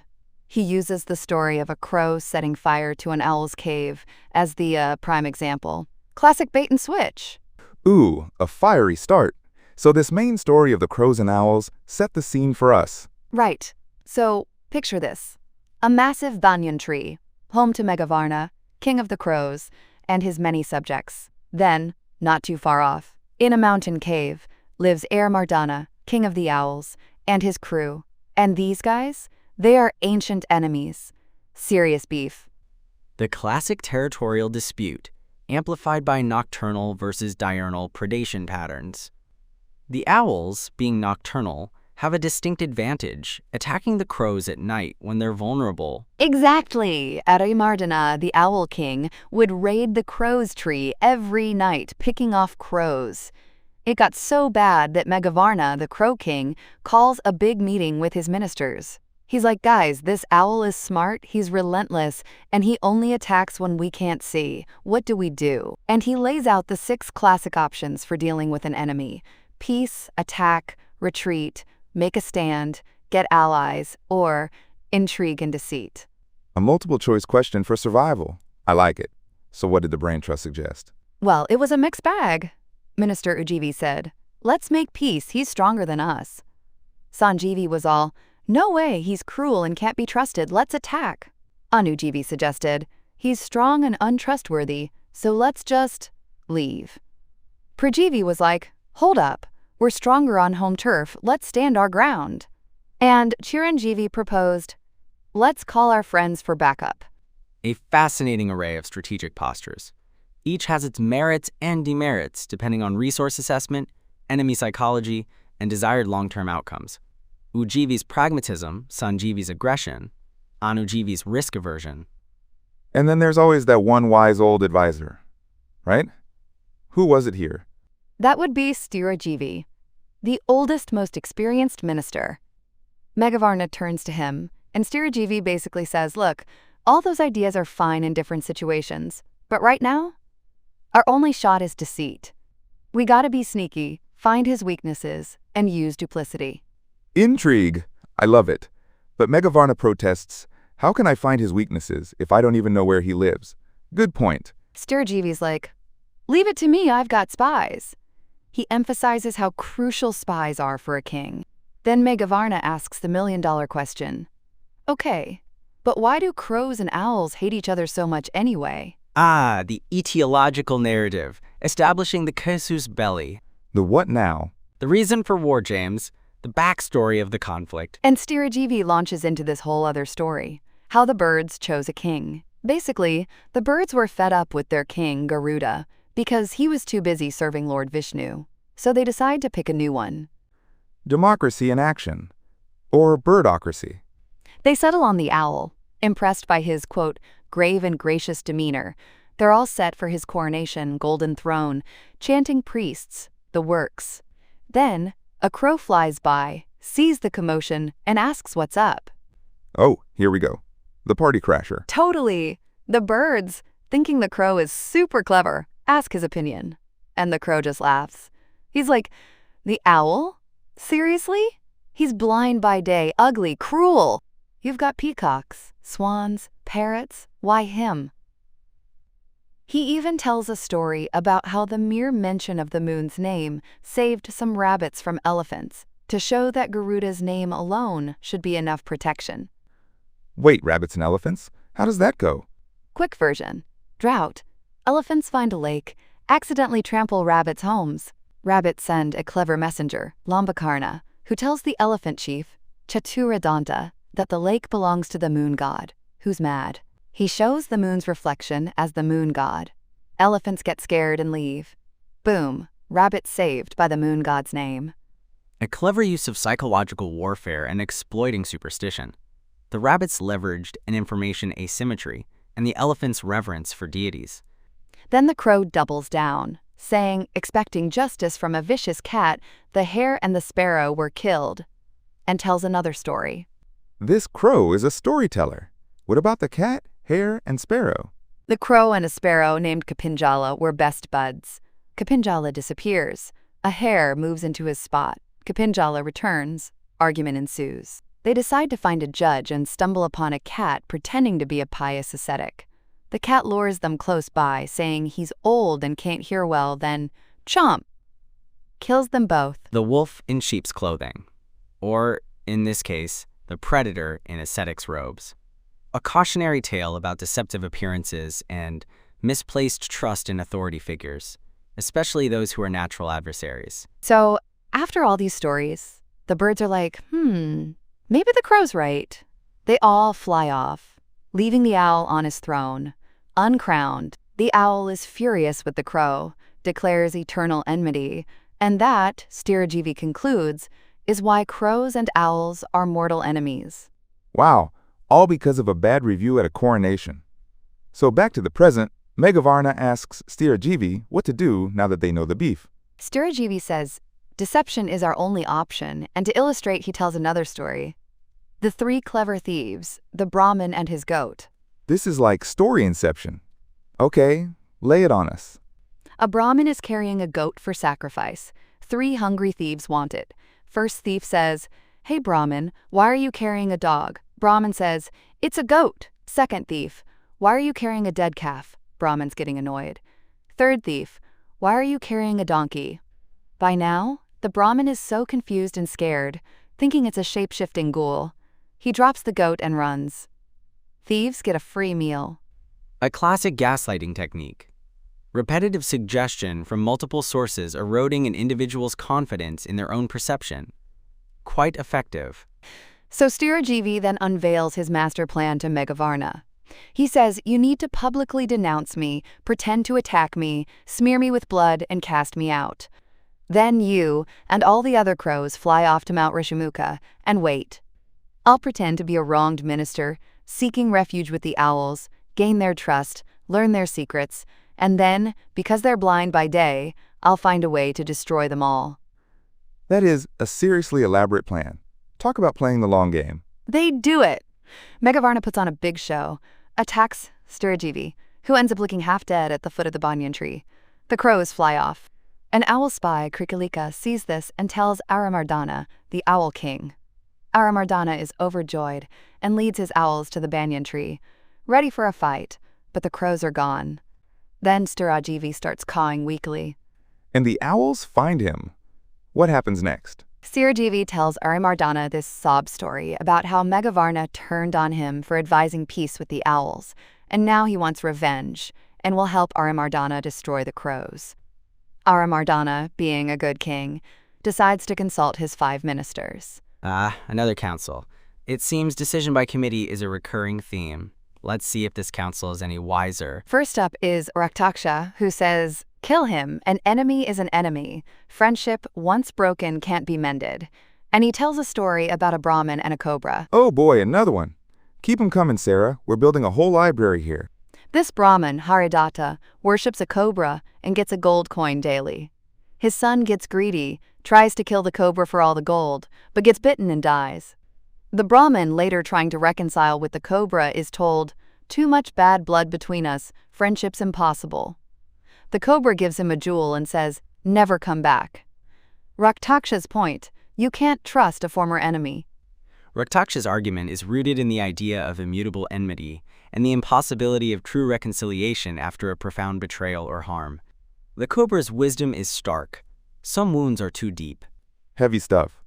But surely not all ministers agreed? Nope. Next is Kuraksha, who says you can't kill someone seeking sanctuary. Even the turtle dove welcomed his enemy. And he tells the story of the turtle dove and the bird catcher. A bird catcher seeking sanctuary from a bird? The irony. Exactly. Birdcatcher catches a female dove. A storm hits. He seeks shelter under her tree. Her husband, the male dove, is there. The caged wife tells him to be hospitable. So the male dove makes a fire for the colt catcher. Then, having no food to offer, the male dove flies into the fire to become food for the catcher. The catcher is so moved, he repents and frees the female dove, who then also flies into the fire. Krurisha's point, show mercy and hospitality, even to an enemy. A powerful appeal to altruism and the transformative power of self-sacrifice. Kuraksha presents an ethical counterpoint to Raktaksha's pragmatism. Then Diptaksha says, don't kill him, sometimes an enemy can be useful. His story is about a merchant and a thief. An old, rich merchant has a young wife who doesn't like him. A thief breaks in. The terrified wife clings to her husband. The merchant is so happy for the affection. He thanks the thief and offers him riches. Thief declines. Diptaksha's point. Stirajivi might reveal crow weaknesses. The thief as an accidental marriage counselor. Okay, who's next? Vakranesa. He says definitely don't kill him. Discord between one's enemies is always good. He tells about a Brahmin, a thief, and a Pishach, an evil spirit. A poor Brahmin has 2 calves. A thief wants to steal them. On his way, he meets a Pishach, who wants to eat the Brahmin. They go together but then argue about who should act first. Their loud argument wakes the Brahmin. The thief rats out the Pishach rats out the thief. Brahmin scares them both off. Vakranasa's point. Stirajivi has fallen out with his king, which is good for the owls. The, quote, enemy of my enemy principle, or in this case, enemies inadvertently neutralizing each other due to conflicting immediate goals.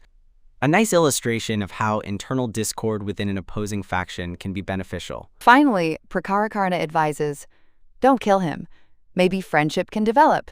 Quarreling and revealing weaknesses is bad. His story is about 2 snakes. A prince has a snake in his belly. He marries a princess. She overhears the belly snake arguing with a snake in an anthill. Each reveals how the other can be killed. The princess uses this info to kill both snakes, cure her husband, and get treasure from the anthill. Prakarakarna's point, cooperation is better than fighting. Make Stirajivi a friend. So after all that advice and all those stories, what does Arimardana, the Owl King, decide? He decides to spare Stirajivi. Raktaksha is not happy. Basically says, you've all been fooled, this will be our doom. Stirajivi then plays another card, saying he wants to die in a fire to be reborn as an owl for revenge against Meghavarna. Raktaksha sees right through it, saying, you'll never change your true nature, and tells the story of the mouse maiden, who, after being offered the sun, cloud, wind, and mountain as husbands, ultimately chooses to be turned back into a mouse to marry a mouse. Raktaksha is consistently the voice of cynical realism, or perhaps grim experience. His point about inherent nature is a strong one. Can an individual truly transcend their origins and loyalties? This Raktaksha sounds like the only one with his head screwed on straight in the owl camp. So, Sthirajivi is in. What's his next move? The other owls ignore Raktaksha. Sthirajivi cleverly asks to stay at the entrance of the cave, not inside, so he can, quote, be blessed by the dust of your royal feet, but really so he can carry out his plan unobserved. The owls feed him well, he gets strong. Raktaksha, still suspicious, tells another story about a bird with golden droppings, basically saying everyone, the bird, the hunter, the king, the minister, acted foolishly at different stages, implying they're all fools for trusting Sthirajivi. Man, Raktaksha is just a fountain of cautionary tales. Does anyone ever listen to him? Nope. He then tells his followers the story of the talking cave. A jackal outsmarts a lion by making the lion reveal its presence in the cave, to convince them they're in danger and should leave. Raktaksha and his loyal followers fly away. Raktaksha's departure significantly weakens the owl's collective intelligence. He was the only one providing critical threat assessment. With him gone, Sthirajivi's path is clear. Exactly. Sthirajivi is thrilled. He starts collecting dry twigs every day, adding them to his nest at the cave entrance. The other owls are clueless. Once he has a huge pile, he flies to Meghavarna and says, "Operation Bonfire is a go! Bring your crows, each with a burning twig." This is it, the fiery finale. It is! The crows arrive, drop their burning twigs on Sthirajivi's massive nest. The whole cave goes up in flames, and the owls, blind by day and trapped, all perish. Whoa. Brutal. And effective, I guess. So, the crows win, they go back to their banyan tree. What's the debrief like? Meghavarna praises Sthirajivi, who explains that the owl ministers were mostly fools, except Raktaksha. He says a clever person bides their time, even if it means, metaphorically, bearing the enemy on his shoulders. And, you guessed it, he tells one last story, the serpent and the frogs. One for the road. Let's hear it. An old snake, Mandavisha, can't hunt anymore. He goes to a frog pond, tells the frogs he was cursed to be their steed and can only eat what they allow. The frog king, Jalapada, is delighted, rides the snake. Next day, snake moves slow, claims hunger. Jalapada says, "Okay, eat some small frogs." The snake does, gets stronger, and eventually eats all the frogs, including King Jalapada. Sthirajivi's final point: he destroyed the owls through similar cunning. A chillingly effective parable on exploiting vanity and complacency. The Frog King's desire for status and the snake's feigned subservience created a perfect storm for manipulation. Incredible. What a saga of strategy, storytelling, and very unfortunate owls. Sthirajivi definitely played the long con and won. You know, this whole chapter, with its focus on strategy, deception, and outwitting opponents, it almost sounds like the plot of a really complex video game. Which, speaking of creative and strategic thinking, brings me to our amazing sponsor. This episode of Penplexity is brought to you by Mages Institute in Singapore. Mages is a leading light for anyone looking to dive into creative media education. They offer industry-focused diploma and professional certificate programs in super cool areas like game design, game art, concept art, and more. We're talking hands-on training, expert instructors, and real industry connections to get you prepped for a career in these exciting fields. Oh, that sounds fantastic.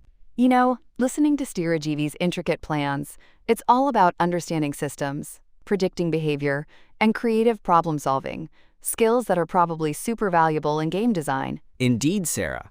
The strategic thinking, the narrative construction evident in the Panchatantra.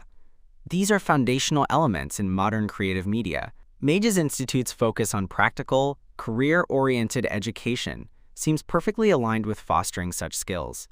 If you're passionate about these industries, definitely check them out. Absolutely.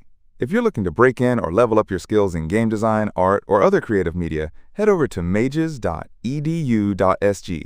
That's mages.edu.s-g. Give them a visit, learn more, and maybe design the next epic tale of crows and owls, or something less feathery. Our thanks to Mages Institute for their support. All right, Now it's time to tackle some questions from our brilliant listeners. First one up. Do you think Stirajivi's actions were morally justifiable, or was he just as cruel as the owls he sought to destroy? Sarah, what are your thoughts? Ooh, that's a tough one. From a purely survival of my people perspective, he did what he thought was necessary. The owls were killing crows relentlessly. But yeah, burning an entire colony alive in their home? It's pretty horrific. The Panchatantra often presents these scenarios where the right action is murky. It's more about effectiveness in a harsh world, perhaps, than pure morality as we might see it. The text frames it as statecraft, where the ethics can be flexible. Stirajivi operates under a, quote, means justify the ends philosophy, especially against a perceived implacable and dangerous enemy. It's a classic ethical dilemma. Can one use the enemy's cruel tactics to defeat them without becoming like them? The story doesn't explicitly condemn him. It praises his cleverness and loyalty to his king. Good point. Okay, next question. Stirajivi's plan was incredibly risky. Could any of the other ministers' initial advice to King Meghavarna have actually worked? Ethan, what's your take on the alternatives? It's difficult to say definitively without knowing the full resource and capability parameters of both sides, which the text only alludes to. Peace, Ujivi's idea, was dismissed because Arimardana was deemed untrustworthy. Direct attack, Sanjeevi, was risky given the owl's nocturnal advantage and strength. Retreat, Anujeevi, is a survival tactic, but means losing territory. Making a stand, Prajeevi, might have led to a war of attrition.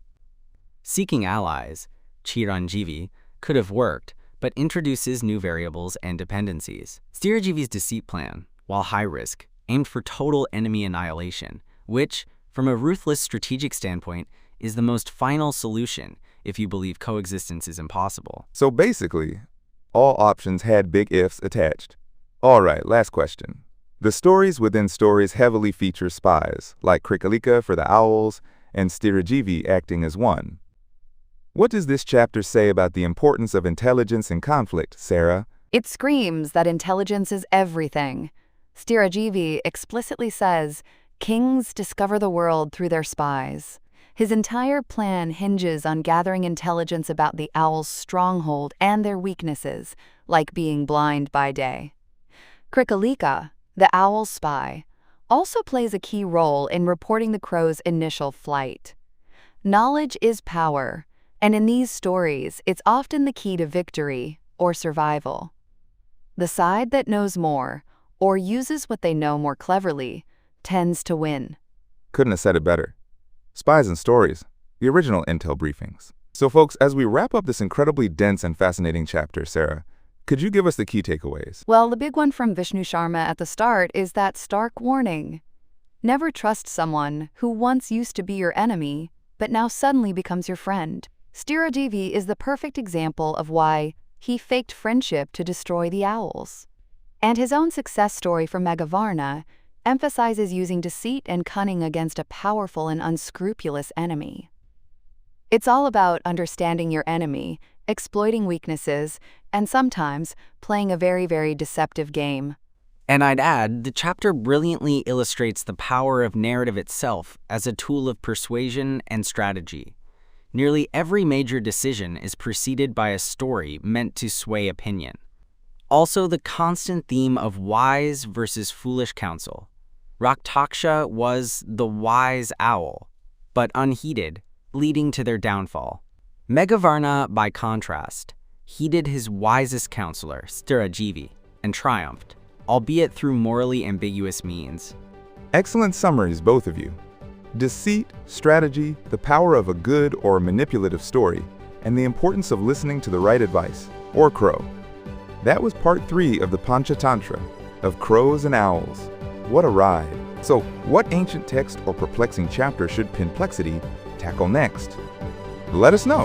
Follow us on all the socials at Penplexity and visit our website penplexity.com for more. Until next time, keep reading, keep questioning, and try not to get set on fire by a vengeful crow. Bye for now.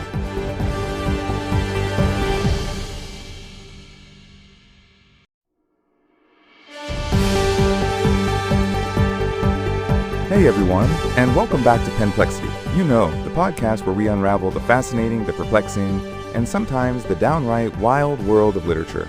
I'm your host, James, and today, oh boy, we're diving into a classic that's packed with, let's say, learning experiences. We're tackling part 4 of the Panchatantra by Vishnu Sharma, titled The Loss of Gains. Get ready for some seriously cunning critters and some not-so-cunning ones. Hey, James. Hey, Ethan. So excited for this one. The loss of gains. It sounds a bit ominous, but trust me, it's full of gems. Indeed, the central premise, as Vishnu Sharma lays out, is about the consequences of poor judgment versus clear thinking. It posits that the man who does not use his own judgment, but foolishly lets himself be persuaded by others, loses all his gains, while the man who keeps his head even in danger and thinks calmly and clearly overcomes even the most difficult situations. Quite the thesis statement for a collection of animal fables. Absolutely. And it kicks off with a doozy, the story of the monkey and the crocodile. Sarah, you're our Panchatantra guru here. Give us the lowdown. What's the core message they're trying to get across with Raktamukha and Karalamukha? Right. So Raktamukha the monkey is this super friendly guy, lives in a jamun tree right by the ocean. And Karalamukha the crocodile, he just sort of, washes up one day. The monkey, being a good host, offers him these delicious jamons. They become best buds, hanging out, chatting, the whole deal. The croc even takes fruit home to his wife every day. Ah, that sounds sweet. What could possibly go wrong with a monkey-crocodile bromance? Well, the wife, she gets this idea. She says, "Imagine how sweet must be the heart of someone who eats such sweet fruits every day. Husband, if you love me, bring me that monkey's heart so that I may eat it." She claims it'll make her young again, immortal, the usual. The classic fetch me an impossible, morally compromising item to prove your love trope. It rarely ends well for the fetcher, or the fetchy.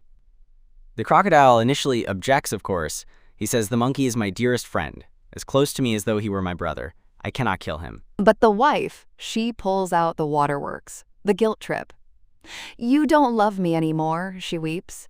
"This monkey has become more important to you than I am." And then the ultimatum, "Get me the monkey's heart, or I will starve myself to death." Oof. Talk about emotional blackmail. So Karalamukha caves, I presume? He does. He's super worried, but he decides he can't let his wife die. So he goes to the monkey looking all sad and tells this elaborate lie about how his wife, the monkey's sister-in-law, is upset they haven't invited the monkey over for a meal and has ordered him to bring the monkey home. Classic manipulation. The monkey, Raktamukha, initially points out the logistical flaw. Your home is in the middle of the ocean, while I, tree-dwelling creature that I am, cannot swim. A perfectly reasonable objection. But the crocodile says, "Oh, I can carry you on my back." And the monkey, perhaps a little too trusting or just eager to please his friend's wife, hops on. Bad move, monkey, bad move. I have a bad feeling about this. So they're in the middle of the ocean. Exactly. And the crocodile, thinking the monkey is completely trapped, spills the beans. He's like, "Raktamukha, my friend, I am taking you home to kill you, as my dear wife has asked. So say your prayers and prepare to die." A strategically questionable move to reveal your entire nefarious plan to your victim when the deed is not yet done. It gives the victim, if they're clever, an opportunity to react. And this monkey, Raktamukha, he's clever, right? The chapter intro hinted at it. Oh, he's brilliant. He keeps his cool. He exclaims, "Oh no, dear friend, why didn't you tell me this before? You see, I don't carry my heart about with me, but keep it in a hollow in the jamun tree. Had you told me that my heart is what you wanted, I would have gladly given it to you." No way. He said that?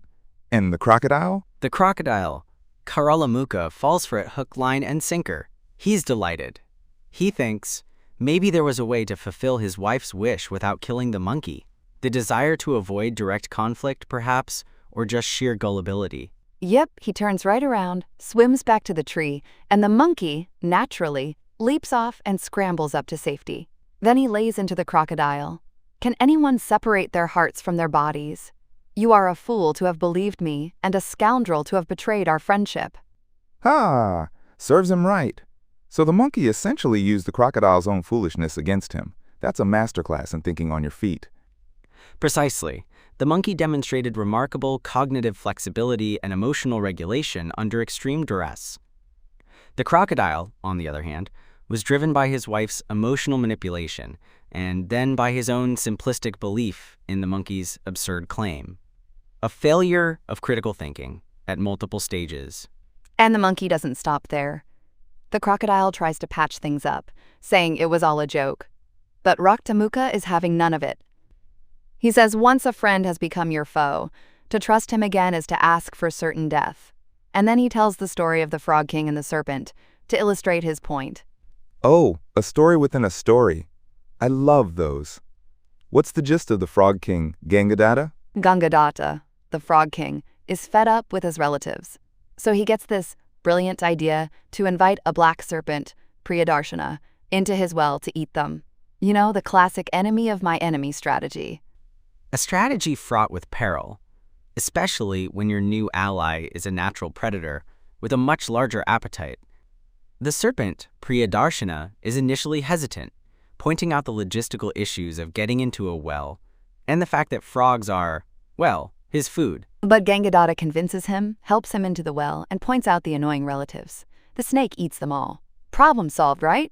Wrong! The snake then says, "My friend, I have done what you asked me to do. Now bring me something more to eat, for it is you who brought me here."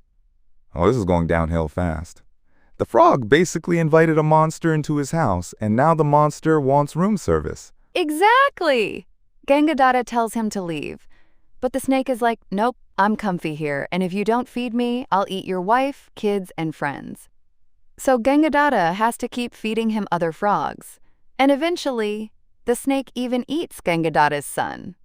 A tragic escalation. Gangadhatta's initial plan, born of irritation, leads to the decimation of his entire community, including his own family. He eventually escapes, promising the snake he'll bring more frogs from another well, but of course, he never returns. When the snake sends a lizard to ask him to come back, swearing he won't harm him, Gangadhatta wisely replies, "There is no crime that a hungry man will not commit. Tell the black serpent that I shall never return to the well." So lesson learned. Don't make a deal with a snake, literally or figuratively, if you can't control the outcome. And definitely don't trust them if they've already shown their fangs. Precisely! Raktamuka the monkey uses this story to tell the crocodile, just as Gangadhatta the frog did not return to the well, I too shall never come to your home. But the crocodile keeps pleading, even threatening to starve himself to death. The crocodile is really not getting it, is he? Still trying to manipulate. Nope, and the monkey isn't falling for it. He then says, "Do you think I am that long-eared fool, Lambakarna, that I will go into a place I know to be dangerous and get myself killed?" And this leads to the story of the donkey and the lion. Lambakarna the donkey. I sense another tale of gullibility. What happened to him? So there's this lion, Karalakazara, who's injured and can't hunt. His jackal attendant, Dusara, is also starving. The lion tells the jackal to find an animal he can kill even in his weakened state. The jackal finds Lambakarna the donkey grazing and flatters him. "Oh, uncle, you look so thin." "My master, the washerman, works me so hard and barely feeds me." The jackal then spins a tale about a wonderful meadow in the forest, with lush grass, and crucially, 3 other she-donkeys, young and beautiful, who have asked me to find them a husband. Appealing to the donkey's vanity and other desires. Clever jackal. Very! The donkey, Lambakarna, is completely taken in and follows the jackal. The lion roars, but he's too weak, and the donkey bolts and escapes. The jackal is annoyed with the lion. "You couldn't even catch that donkey." But the jackal is persistent. He tells the lion, "I will bring him to you one more time." The lion is skeptical, understandably. He has now seen me and barely escaped with his life. I am sure he won't come back again. Yeah, you'd think the donkey would learn. Once bitten, twice shy, or almost bitten, in this case. You'd think, but the jackal finds Lambakarna again and spins another yarn. He says the fierce creature was actually one of the she-donkeys who was so smitten she came running to embrace him, but he fled. And now she's threatening to starve herself to death if he doesn't return. No! And the donkey bought that? After seeing a lion? Hook, line, and sinker. Again! He follows the jackal back, and this time the lion is ready and kills him. So Raktamuka the monkey tells the crocodile, I am not a fool like Lambakarna the donkey, who, despite having seen the danger, walked straight back into it and died. This story highlights the danger of not learning from near-fatal experiences, and how flattery combined with appealing to deep-seated desires can override rational fear. Lambakarna's wishful thinking, or perhaps ego, led him to ignore clear evidence of danger. It's amazing how these ancient stories still resonate. We see people falling for similar tricks even today, ignoring red flags because they want to believe something good. You know, speaking of skills and learning, this feels like a good moment to talk about our sponsor, who is all about developing very different kinds of smarts and creativity. This episode of Penplexity is brought to you by Mages Institute in Singapore. Now, we've just been talking about characters like the monkey Raktamukha using his wits, and let's be honest, some pretty creative storytelling to get out of a tight spot. Or even the jackal Dusara using, shall we say, strategic narratives to achieve his goals. Well, if you're interested in channeling your own creativity into something more constructive and career-focused, Mages Institute might be for you. That's a great connection, James. Mages Institute is a leading institution for creative media education. They offer industry-focused diploma and professional certificate programs in super cool areas like game design, game art, concept art, and more. Imagine creating the worlds and characters for the next big game. Indeed, they emphasize hands-on training, expert instructors, and strong industry connections. This is about preparing students for actual careers in these exciting fields. It's practical, career-oriented education for anyone passionate about breaking into or advancing in these industries. So, if you're listening and thinking, hey, I've got ideas, I've got passion for games or art, then definitely check them out. Their website is mages.edu.sg. That's mages.edu.sg. Go visit and learn more. Yeah, do it. Who knows? Maybe you'll be designing the next Raktamukha for a game. Or perhaps coding the AI for a particularly cunning jackal. The possibilities are vast. mages.edu.sg. All right, back to our monkey, Raktamukha, who is still schooling the crocodile. He's not done yet, is he, Sarah? Not by a long shot. He calls the crocodile a fool for ruining his own plan by blabbing. The man who, forgetting his own self-interest, speaks the truth out of stupidity and stupidity alone, will destroy his own dreams, as did the potter Yudhishthira. And this leads to Yudhishthira's story. A potter who spoke the truth out of stupidity? This sounds intriguing. Yudhishthira the potter gets drunk one night, falls, and gets a massive, nasty scar on his forehead. Years later, famine hits, and he moves to another kingdom, becoming a palace guard. The king sees the scar and thinks, wow, what a hero, he must have gotten that in battle. So he promotes the potter, gives him a place of honor. A classic case of misinterpretation based on appearance.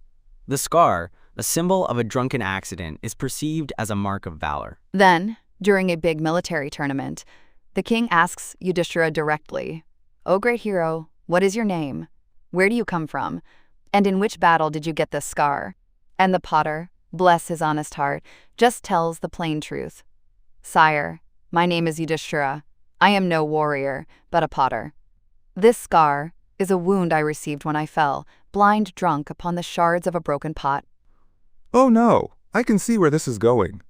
The king must have been mortified. Deeply embarrassed, he orders the potter thrown out. The potter pleads for a chance to show he can fight, but the king says, "I am sure you are brave and learned and wise, but remember that in the family in which you were born, they do not hunt elephants. Essentially, stick to what you know." An interesting dilemma.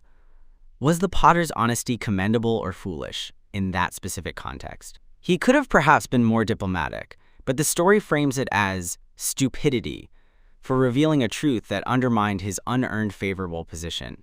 And that line, in the family in which you were born, they do not hunt elephants. The king then tells another story to explain that, doesn't he? He does! The story of the jackal who was adopted by a lioness. A lioness adopts a baby jackal and raises him with her 2 lion cubs.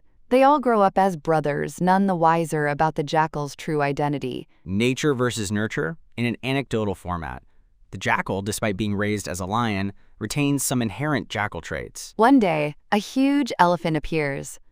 The young lions want to attack, but the jackal freaks out. "That elephant is big enough and strong enough to kill both of you," and flees. The lion cubs, seeing him scared, lose their courage and run too. Later, they laugh about their quote-quote brother being afraid. Awkward family dinner, I bet. The jackal gets furious, snarls at the cubs. The lioness pulls him aside and gently reprimands him. He gets even angrier, boasting he's stronger, braver, etc., and will kill them. That's when the lioness tells him the truth. My son, you are strong and brave and clever and handsome, but in the family in which you were born, they do not hunt elephants. My child, you are actually the son of a jackal. You would do well to go away, back to your own kind, before they find out and kill you. A rather direct intervention by the lioness, aimed at preventing further conflict and likely saving the jackal's life. The jackal, terrified, takes her advice and runs off to join other jackals. So the king's message to the potter was, you're a potter, not a warrior. Go back to your own kind before you get hurt by pretending to be something you're not. Harsh, but maybe practical in that world. Exactly, and Raktamuka the monkey wraps this up by telling the crocodile, you are a fraud and as stupid as the potter. He then adds another lesson. Silence is often the way to success, and tells the story of the donkey in the tiger's skin. Another donkey. These donkeys in Panchatantra seem to have a rough time. What's this one about? A poor washerman has a starving donkey. He finds a dead tiger, skins it, and wraps the skin around his donkey. At night, he lets the donkey loose in farmers' fields. The farmers, thinking it's a tiger, are too scared to chase it away. The donkey eats his fill every night and gets plump. A clever deception. Initially successful, it leverages fear and misidentification. I sense a butt coming. Big butt! One night, the donkey is grazing and hears another donkey braying in the distance. And what does he do? He brays back loudly. Oh, you foolish, foolish donkey. Gave himself away. Instantly, the farmers hear him, realize it's just a donkey, and, well, they pelt him with stones and beat him with sticks until he dies. The moral being that if your success relies on deception, one slip-up, one moment of revealing your true nature, can bring it all crashing down. His innate urge to respond to another donkey's call overrode the caution required by his disguise. So the monkey's point to the crocodile is, you should have kept your mouth shut about wanting my heart, you blabbermouth. Man, this monkey is relentless. He is! Just then, a crab shows up and tells the crocodile, Oh, Karalamuka, while you sit here talking, your wife, waiting for you to return, has died of grief. Whoa, that's an abrupt turn. So the wife who caused all this trouble is now dead? A rather convenient plot development, perhaps illustrating the destructive nature of her initial demand. The crocodile predictably starts wailing, First I lose my friend, and then my wife as well. He then tells the story of the fox in the woods to illustrate his bad luck. The fox finds a chunk of meat. On her way to feed her pups, she sees a stream full of fish. A huge fish jumps onto the bank. The fox drops the meat to grab the fish, but the fish flops back into the water. When she turns back for her meat, a kite has swooped down and carried it away. So no meat, no fish. The old grasp all, lose all, or a bird in the hand lesson. The crocodile is really down on his luck. And it gets worse.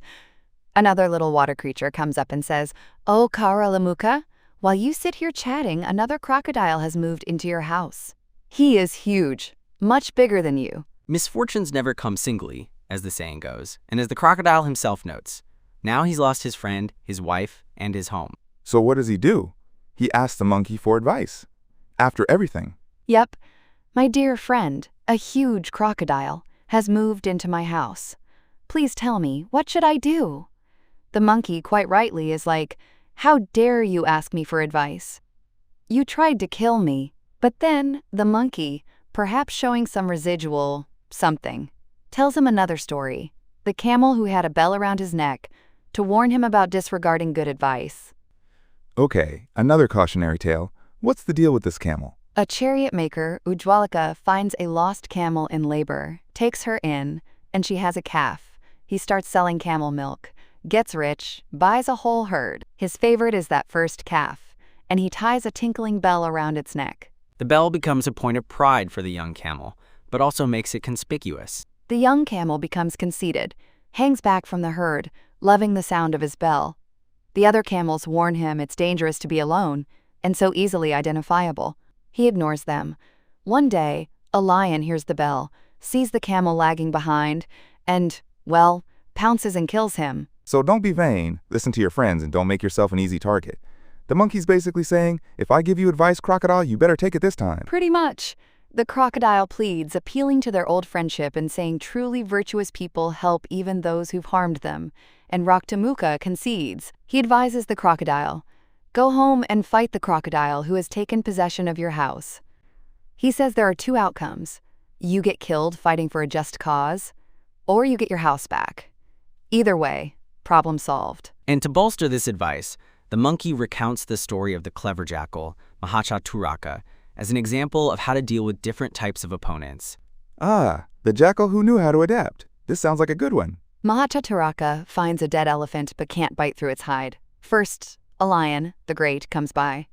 The jackal humbly says, "Sire, I'm guarding this for you." The lion, being noble and only eating what he kills himself, gifts it to the jackal and leaves.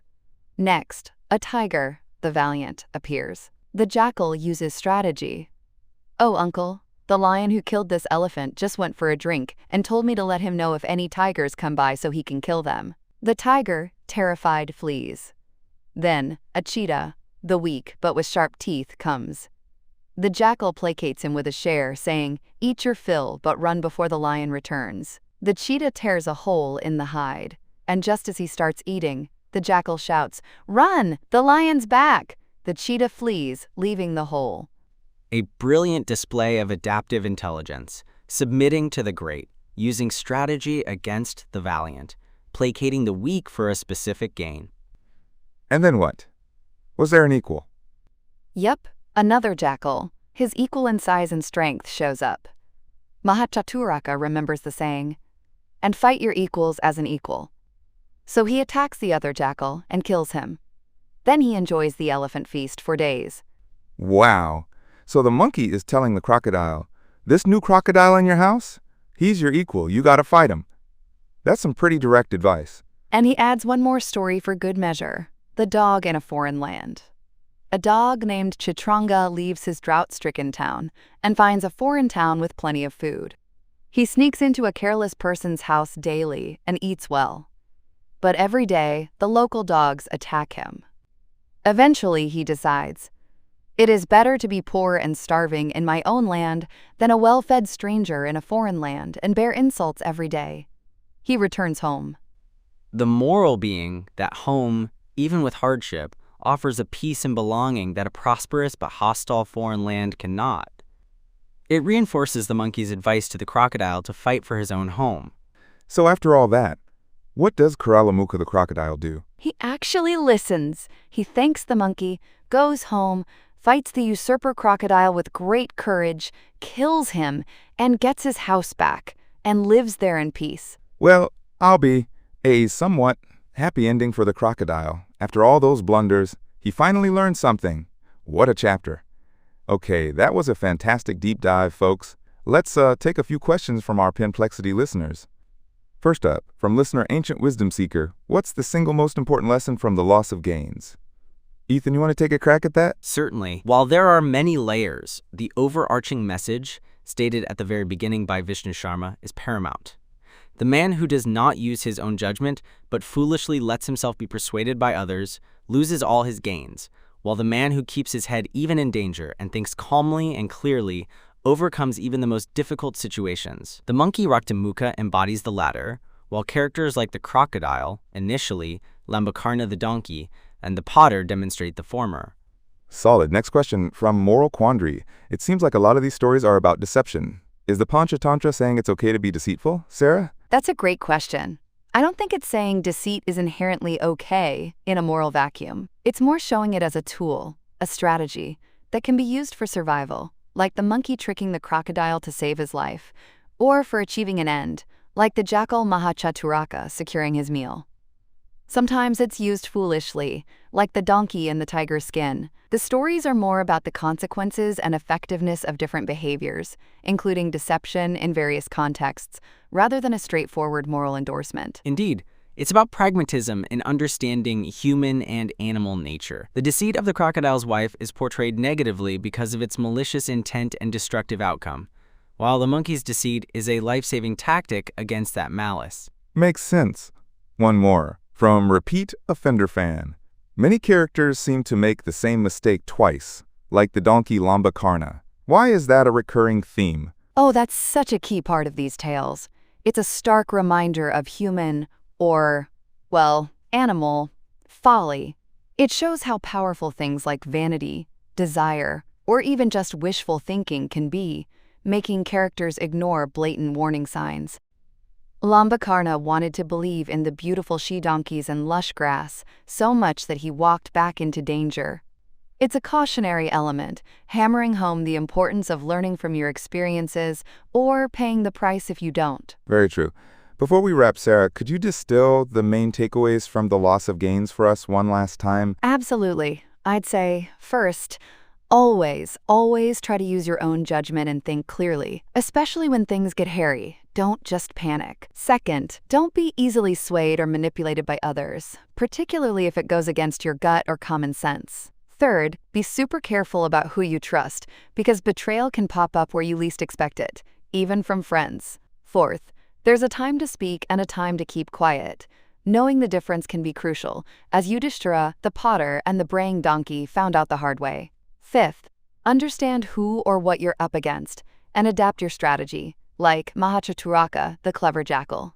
And finally, sometimes you just have to stand up and fight for what's yours, for your home and your peace. Fantastic summary, Sarah. Thank you, and thank you, Ethan, for your insightful perspectives. This has been another illuminating episode of Penplexity. So, what ancient text, confusing concept, or literary labyrinth should Penplexity explore next? Let us know. You can find us on all the socials at Penplexity, that's Penplexity, and check out our website at penplexity.com for transcripts and more. Until next time, keep questioning, keep learning, and try not to lose your gains or your heart to a hungry crocodile's wife. Bye for now.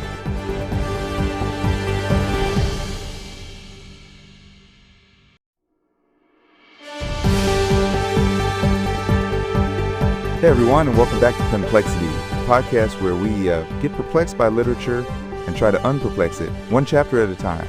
I'm your host, James, and today, oh boy, we are diving into part 5 of the Panchatantra by Vishnu Sharma, titled Unconsidered Actions. Get ready for some facepalm moments from ancient India. Hey, James. Hi, Ethan. Oh, this chapter is a classic. It's basically a giant think before you leap PSA, but with, more talking animals and fewer PowerPoint slides. Indeed, Sarah. A collection of rather pointed cautionary tales. Vishnu Sharma isn't exactly subtle with his message here, is he? Do not be a fool seems to be the recurring scholarly thesis. Pretty much. So Sarah, as our Panchatantra guru for the day, kick us off. What's the big idea Vishnu Sharma is trying to hammer home? Well, he literally starts by saying, and I'm paraphrasing slightly, don't do stuff without thinking it through. You need to understand what you're doing. Check the practical bits. Learn what's involved. And, crucially, consider the consequences. Otherwise, you end up like the foolish barber. Ah, the foolish barber. I remember this one.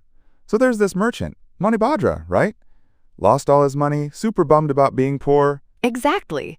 He's really down, thinking poverty makes even good qualities useless. He has this wild dream where a naked Jain monk, who calls himself Padmanidhi, basically his ancestral treasure spirit, tells Manibhadra to hit him on the head with a stick, and he'll turn into gold.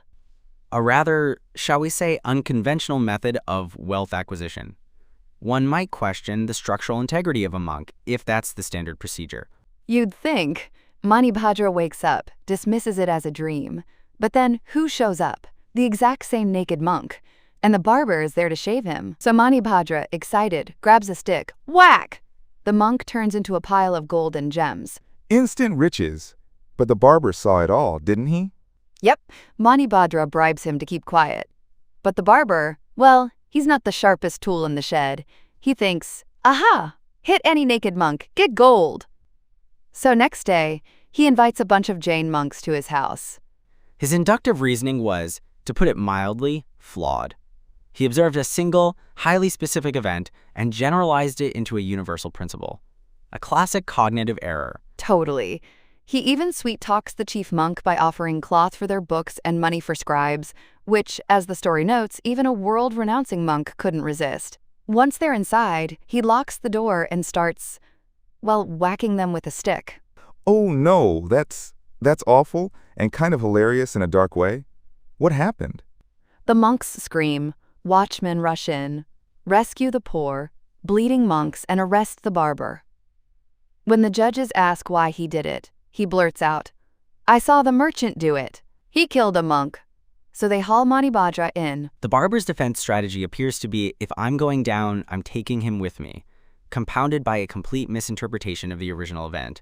Manibhadra tells the whole dream story, and the judges let him go. But the barber? Guilty. Long prison sentence. And the judges basically say, let no one be as foolish as this barber, who acted without understanding, investigating, or considering consequences. Which then leads them to tell the story of the Brahmin's wife and the mongoose. Right, the mongoose. Another classic jump-to-conclusions tale. This is where the wife adopts a baby mongoose, loves it, but doesn't quite trust it with her own baby, right? One day she goes to the well, tells her husband Deva Sharma to watch the baby and make sure the mongoose doesn't hurt him. But hubby, keen on collecting alms, leaves as soon as she does. A dereliction of duty precipitated by, arguably, a form of greed or at least misplaced priorities. The alms could wait. The child's safety, perhaps not. So while they're both out, a huge black cobra slithers in. The mongoose, bless its heart, attacks the snake to protect its baby brother and kills it, tearing it to pieces. Hero mongoose. So what goes wrong? The wife returns. The mongoose, all happy, runs to greet her, its mouth covered in blood. The wife screams, "This evil creature has killed my son!" and throws her heavy water pot at the mongoose, killing it instantly. A catastrophic misinterpretation based on incomplete visual data and pre-existing anxieties. Her fear, her "what if it hurts my son" worry, primed her for this disastrous conclusion. Exactly. She rushes in, sees her son sleeping peacefully, and the dead cobra pieces. The remorse is immense. She then blames her husband, saying his greed for alms led to this, and mentions, excessive greed causes the wheel to spin upon your head, which, naturally, introduces the next story. The man with the wheel upon his head. This chapter is like a Russian doll of stories. So 4 poor friends decide to seek their fortunes? Yep, they meet a yogi, Bhairavananda, who gives each of them a quail feather. He tells them to walk towards the Himalayas, and wherever their feather falls, they'll find treasure. The quail feather as a seemingly arbitrary marker of destiny, or perhaps a test of their discernment and greed. First friend's feather falls, finds copper. He's happy, takes it, goes home. The others are like, copper? Piftu, we want more. Second friend's feather falls, finds silver. He's content, goes home. The remaining 2 are like, silver, we're holding out for gold. I see a pattern here. Escalating expectations. Totally. Third friend's feather falls, finds gold. He tells the fourth, this is it, let's take the gold. But the fourth friend, oh no, he's convinced the next treasure will be precious jewels. He calls his gold-finding friend a fool and goes on alone. The insatiability of desire. Each discovery, rather than bringing contentment, fuels the ambition for something perceived as even greater. A classic human failing. So the fourth friend wanders off, gets lost, and then he sees a man drenched in blood with a massive wheel spinning on his head. He asks the man what's up, and bam! The wheel leaves the first guy and fixes itself onto his head. Ouch. Instant karma for greed, or just bad luck asking a question. A bit of both, maybe. The first guy explains, this is how it works. The wheel only leaves when someone else with a magic feather comes along and speaks to you. Turns out the previous guy had been there for thousands of years, and you don't feel hunger, thirst, or age, just the torment of the wheel.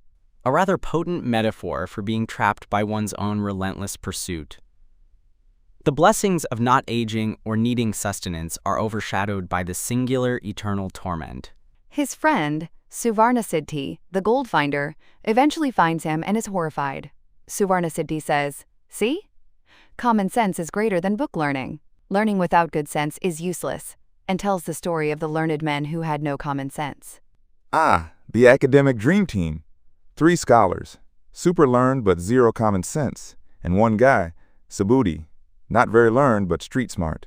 Exactly. They're traveling, and the scholars are all, Subhuti is a fool, why is he with us? But the kindest one says to let him stay. They find a pile of bones. An opportunity to display their erudition, tragically divorced from practical wisdom. First scholar assembles the skeleton. Second covers it with muscle, blood, skin. The third is about to breathe life into it when Subhuti stops him, saying, dude, that's a lion. If you bring it back, it'll eat us. Seems like pretty solid advice. But the third scholar is indignant. You fool, I can't deny my knowledge. I will give it life. Subhuti's like, okay, your funeral, just let me climb this tree first. Which he does. Lion comes to life, roars, kills the 3 scholars. Subhuti waits for it to leave, then goes home. A stark illustration of the dangers of knowledge unmoored from judgment. The skill becomes a compulsion, overriding basic survival instincts. So Suvarnasiddhi is like, see, Chakradhara, you lacked common sense. But Chakradhara, the guy with the wheel, blames fate. He says even smart people die if fate's against them, and tells the story of the 2 fishes and the frog. Right. Shatabhuti, 100-wit, and Sahasrabhuti, 1000-wit, are 2 super-intelligent fishes, friends with Ekabhuti, 1-wit, a frog. They overhear fishermen planning to fish their pond the next day. The frog, Ekabhuti, is probably the sensible one here. You bet. He's like, guys, we should leave. But the fishes are all arrogant. Don't be afraid of words. We're so smart. We'll outwit them. Sahasrabhuti says he knows 1,000 ways to escape. Hubris often precedes a fall.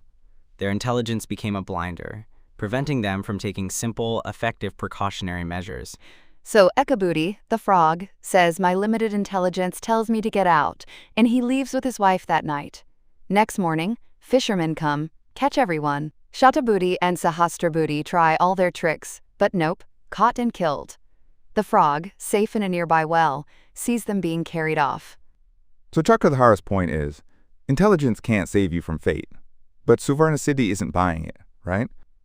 He says it's about ignoring a friend's advice, and tells the story of the singing donkey. Udita, the donkey, works for a washerman.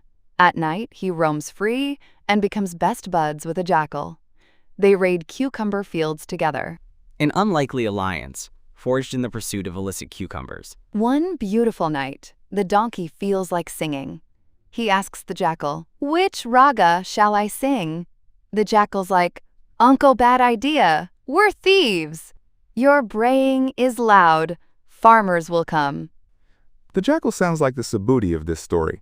Totally. But the donkey gets offended. You forest animal, you know nothing of fine singing.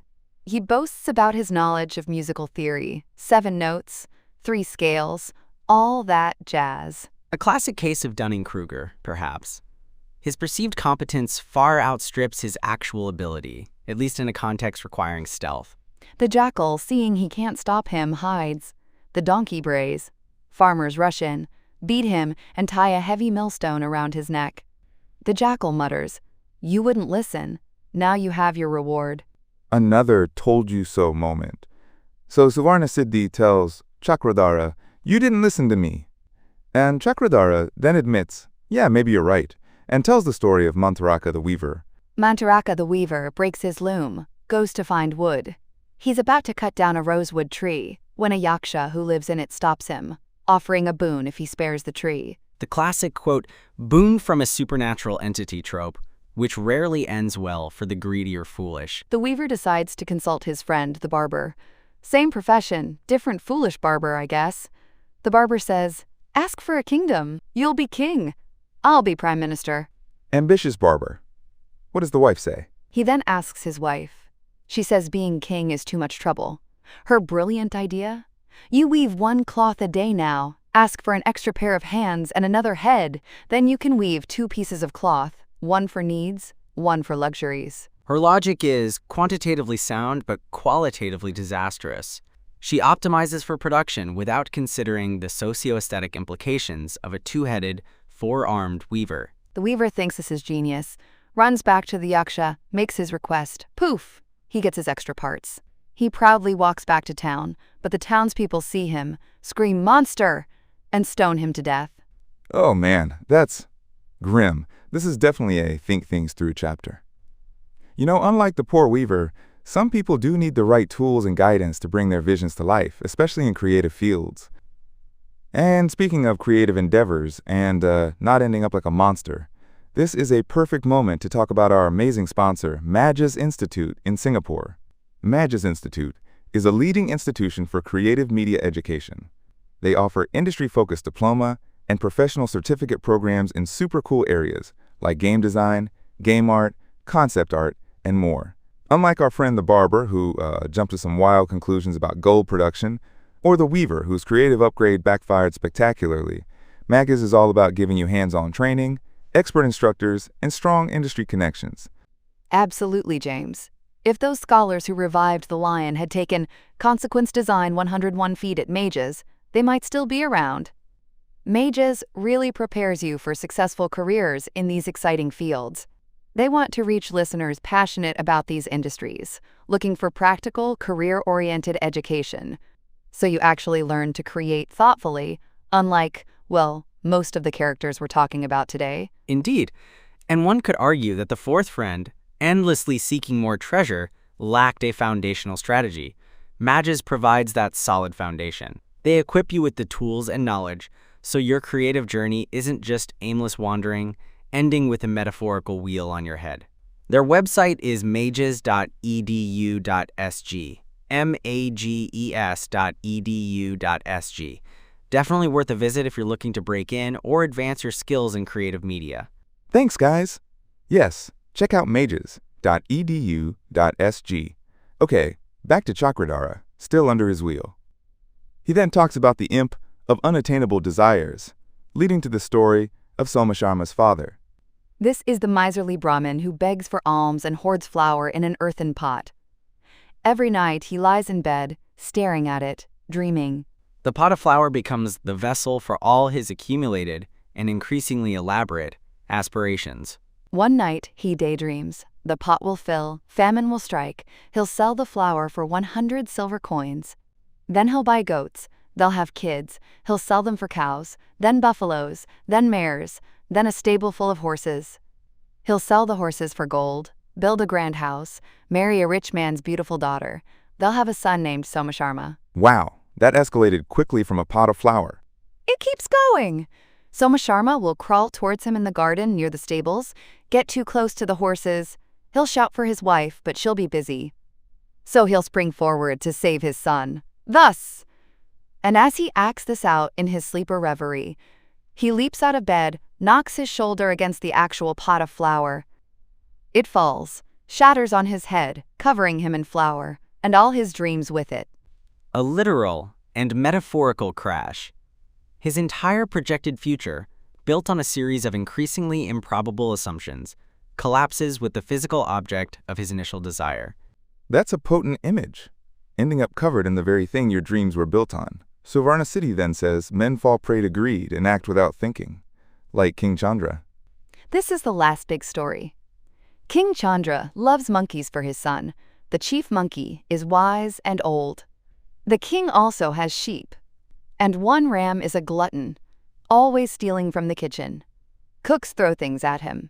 A minor nuisance, seemingly, but one with the potential for unforeseen, cascading consequences, as the wise monkey observes. The monkey chief worries. What if they throw a burning stick at the ram? Its wool catches fire. It runs into the stables. Stables burn. Horses get injured. And what's the vet-prescribed remedy for horse burns? Monkey fat. So they'll all be killed. That's some serious foresight. Did the other monkeys listen? Nope. They laughed at him. You're old and losing it. Why leave this comfy life for your imaginary fears? The chief monkey, sad, says he can't watch the end of his people and leaves alone for the forest. The classic Cassandra dilemma, possessing foresight but being unable to convince others of the impending danger. And, of course, it happens exactly as he predicted. Ram's coat catches fire, stables burn, horses injured. King orders all monkeys killed for their fat. Not one is left alive in the palace. Devastating. So the chief monkey, he wants revenge? Oh yeah. He's heartbroken and furious. He wanders, finds a beautiful lake, notices footprints leading in but none out. Smartly, he realizes there's a dangerous creature inside, so he drinks using a hollow lotus stem. A demonstration of his practical intelligence and observational skills, in stark contrast to the complacency of his former troop. A fearsome Rakshasa, a demon-like being, rises from the lake, impressed by the monkey's cleverness. "Anyone who steps in is my dinner, but you're smart. Ask for a wish." The monkey asks how many the Rakshasa can eat. Millions in the lake, not even a jackal outside it. Okay, the plan is forming. The monkey says he has a score to settle with a king. "Lend me your jeweled necklace. I'll tempt him and his followers into the lake." The Rakshasa agrees. The monkey wears the necklace, goes to the king's city. People are amazed. The necklace as bait, preying on the king's presumed greed, a calculated move leveraging a known human weakness. The monkey tells everyone the necklace is from a magic pool made by Kubera, god of wealth. Bathe at dawn, get a necklace. The king hears this, calls the monkey. "Is this true?" Monkey says, "My necklace is proof. Send to someone, I'll show them." And the king, being greedy, says, "I'll come myself, with my whole family and all followers. We'll get loads of necklaces." So off they go, king treating the monkey like royalty on the way. The monkey reflects on how greed never ages, even as people do. A poignant observation on the persistence of avarice across the human lifespan. They reach the pool at dawn. Monkey tells the king to have his followers jump in all at once. They do. Rakshasa eats them. King waits, asks, "Why are they taking so long?" The monkey climbs a tall tree and yells, "O king, the Rakshasa ate your people? You killed my people, I've killed yours in revenge. I spare you because you were my master. Go home." Wow, that is an intense revenge plot. And the king just leaves? Grief-stricken and helpless, yes. The Rakshasa then praises the monkey for his cleverness. Suvarnasiddhi uses this to tell Chakradhara that greed and unthinking action lead to trouble, then leaves him to his fate. Chakradhara accepts it. And Vishnu Sharma wraps up Part 5. Phew! What a ride. Okay, that was a dense set of stories. Let's take a few questions from our Penplex listeners who've been mulling over these tales.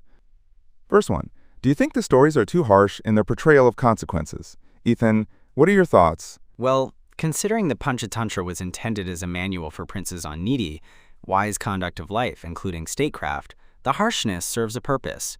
For leaders, unconsidered actions can have catastrophic, irreversible consequences. These aren't just bedtime stories, they're stark warnings. The memorability is enhanced by the severity, ensuring the lesson, hopefully, sticks. That's a fair point. It's not exactly everyone gets a trophy literature. Sarah, next question. Which character's mistake is the most relatable today? Ooh, that's a good one.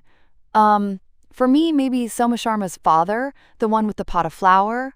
I mean, who hasn't gotten carried away with a daydream, building these elaborate futures on one small, uncertain thing? You know, thinking, if I just get this one promotion, then I'll buy a house, then I'll travel the world. It's so easy to get lost in the what-ifs and forget the practical steps, or that the flower pot might fall. Or, honestly, the singing donkey. That urge to express yourself even when the timing or the audience is, shall we say, suboptimal. We've all been there, right? I definitely resonate with the flower pot. And yes, my shower concerts are legendary, if only to me. Okay, last question for today. Is there any story in this chapter where unconsidered action actually leads to a good outcome by pure luck, Ethan? Not within this specific chapter, no. The entire didactic thrust of unconsidered actions is to highlight the perils. Manipatra's initial windfall with the monk was the result of a dream, a supernatural intervention, not an unconsidered action regarding the dream's instructions. His unconsidered action would have been to ignore the specific instruction after seeing the monk. The barber's subsequent actions were unconsidered and disastrous. The stories consistently demonstrate negative repercussions. To show a positive outcome from a foolish act by sheer luck would undermine the central lesson Vishnu Sharma is trying to impart. Very true. It would sort of defeat the purpose of the whole chapter. All right, this has been incredibly insightful. Sarah, to bring it all home, could you summarize the ultimate key takeaway from Part 5 of the Panchatantra? Absolutely. The big, flashing neon sign of this chapter is, think before You act. Seriously, don't just react or assume. Take the time to understand the situation, what your actions entail, what the possible consequences might be, for yourself and others. Don't be like the barber who saw one thing and thought it applied to everything, or the Brahmin's wife who let fear cloud her judgment, or the fourth friend whose greed made him ignore all reason. It's about deliberation, investigation, and, as Ethan would appreciate, a bit of critical thinking before you leap. Otherwise, you might end up with a millstone around your neck, or worse. Couldn't have said it better myself. Think before you act, people. A massive thank you to Sarah and Ethan for navigating these tangled tales with us today. That was truly penplexing. So what ancient text or confusing chapter should Penplexity try to unravel next? We'd love to hear your suggestions. Hit us up on social media at Penplexity, that's PENPLEXITY, or visit our website at penplexity.com. Until next time, keep pondering, and maybe, just maybe, consider your actions. Bye, everyone. Don't go whacking any monks. Farewell. And may your decisions be considered ones.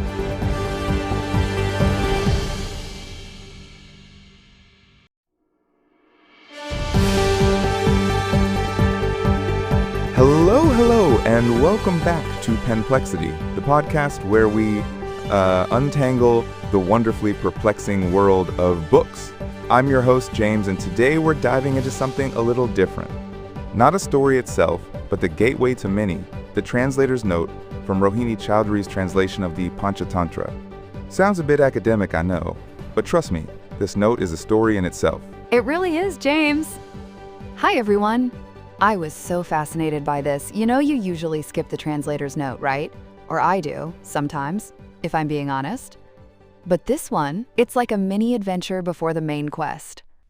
Indeed. A good translator's note is like the scientist's abstract before a groundbreaking paper. It sets the stage, explains the methodology, and if you're lucky, reveals the passion.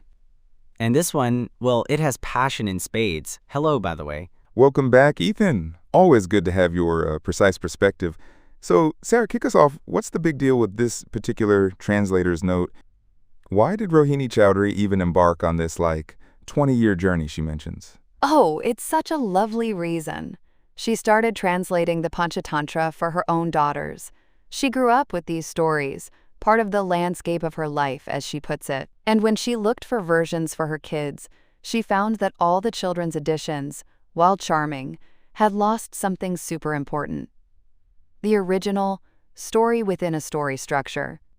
Story within a story? Like those, Russian dolls? Matryoshka dolls? Exactly. She uses that exact analogy. The original Panchatantra has stories nestled inside other stories, which contain even more stories. But the kids' versions just presented them as standalone tales. She felt that took away from them, substantially. So it became a labor of love to translate it herself, keeping that unique structure intact. And that structural integrity is paramount. It's not merely an aesthetic choice. In many ancient texts, the framing narratives provide crucial context, thematic resonance, or even philosophical counterpoints to the embedded tales. Stripping them away is akin to, say, studying an enzyme outside its cellular environment. You might understand its basic function, but you miss the regulatory nuances and its role in the larger system.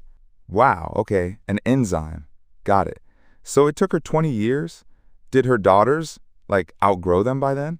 They did. She says the children grew much faster and had soon outgrown these tales, so she put it aside for years. But then, a conversation with Puff in India brought her back to it, and she saw it with, quote, different eyes. Different eyes? What did she see then, if not just bedtime stories? So much more. She realized its true significance. It wasn't just fables. It was a, quote, masterly treatise on politics and government, a manual for conducting our daily lives with wisdom and common sense. And this is cool, it was a revolutionary and successful experiment in teaching young people. Remember those 3 foolish sons of a king? The Panchatantra was devised to educate them. Ah, the pedagogical efficacy of narrative. It's a well-documented phenomenon. Traditional didactic methods had failed with these princes, yet the fable succeeded. Why? Because stories engage multiple cognitive faculties.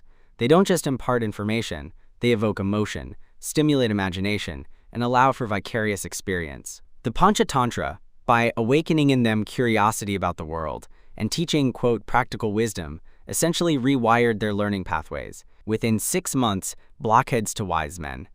Quite the transformation. Exactly.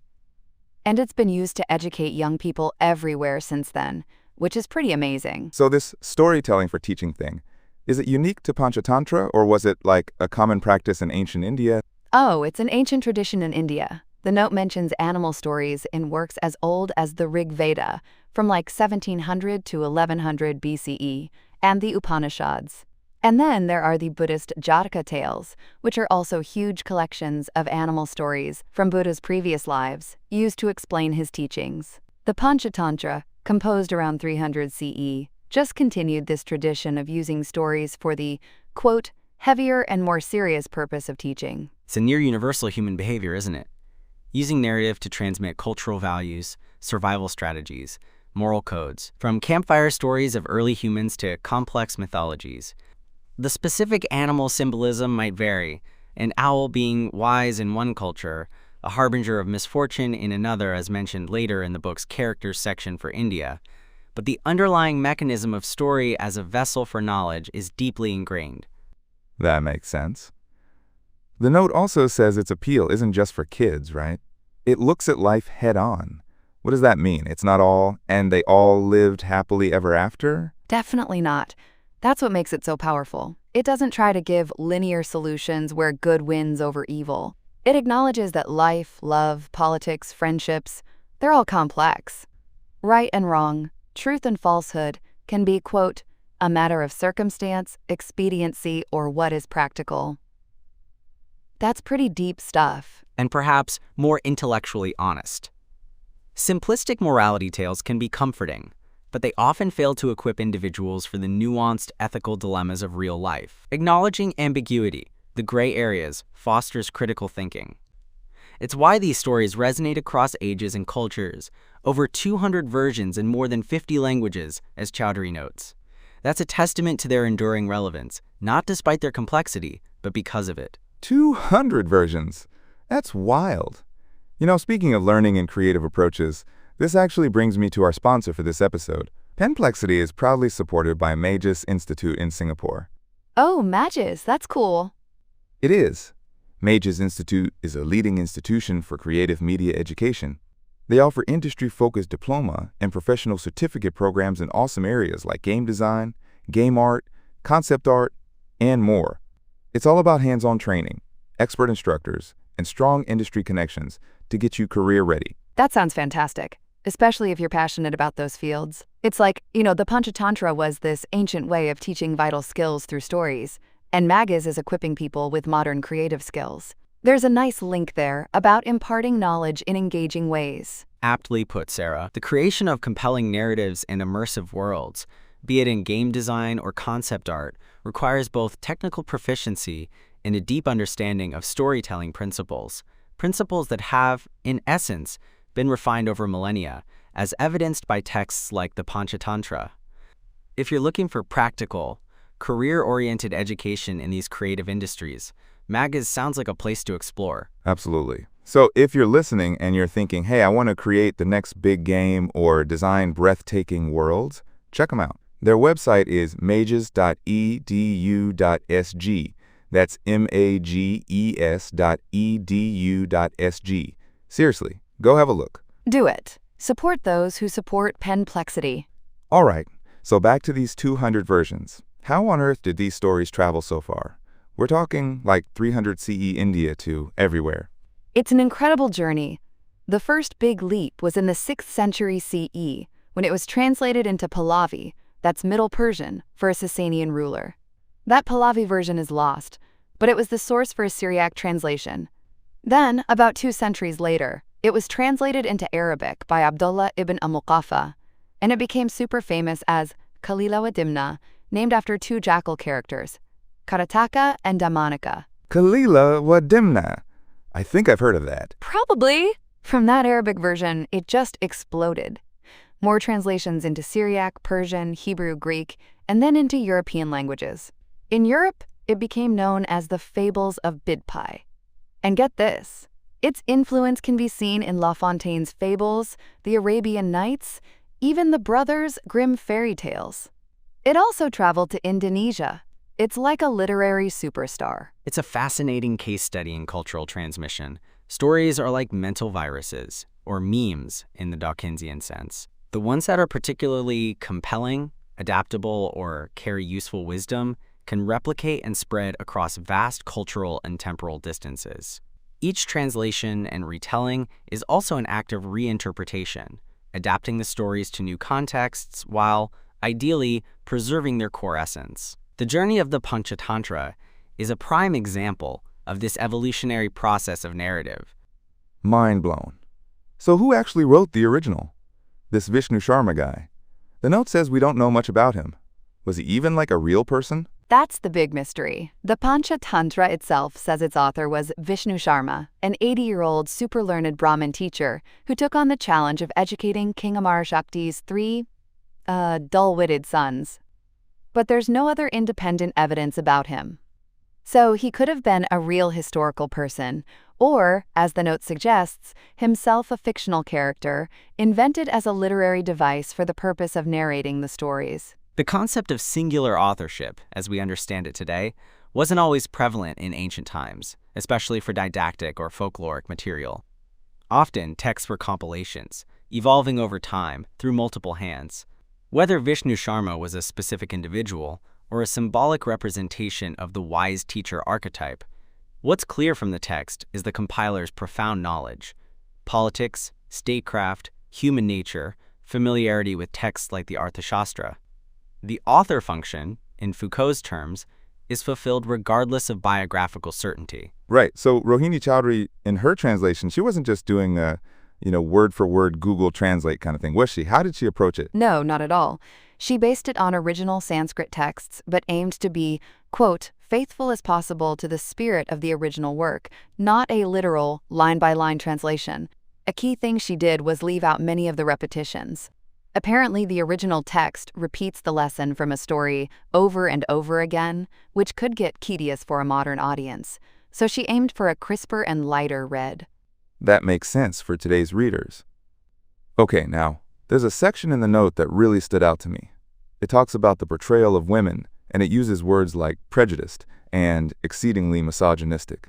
That's pretty heavy for ancient fables. It is, and I really, really appreciate that Rohini Chaudhary addresses it so directly. She says the world of Panchatantra is the world of men, and women, unless married and tied down with home and children, are seen as, quote, destructive, dangerous, and untrustworthy. Their most valued virtue? Obedience. There are very few stories with major female roles, and only 2 where they're positive. And in both, they're mother birds worried about their kids. Yikes. So, like, any examples? Yeah, she mentions the story of the monkey and the crocodile, where the crocodile's wife is described as evil, jealous, and scheming, wanting to eat her husband's best friend. A woman is valued when she's a mother. Otherwise, even as a wife, she's a threat to men. This is a perennial challenge when dealing with ancient texts. They are products of their time, reflecting prevailing social norms and biases. To ignore or gloss over such elements would be a disservice. Chaudhary's approach, retaining some of these stories but explicitly highlighting the problematic representations for young readers to be aware of and stay alert to, is a responsible one.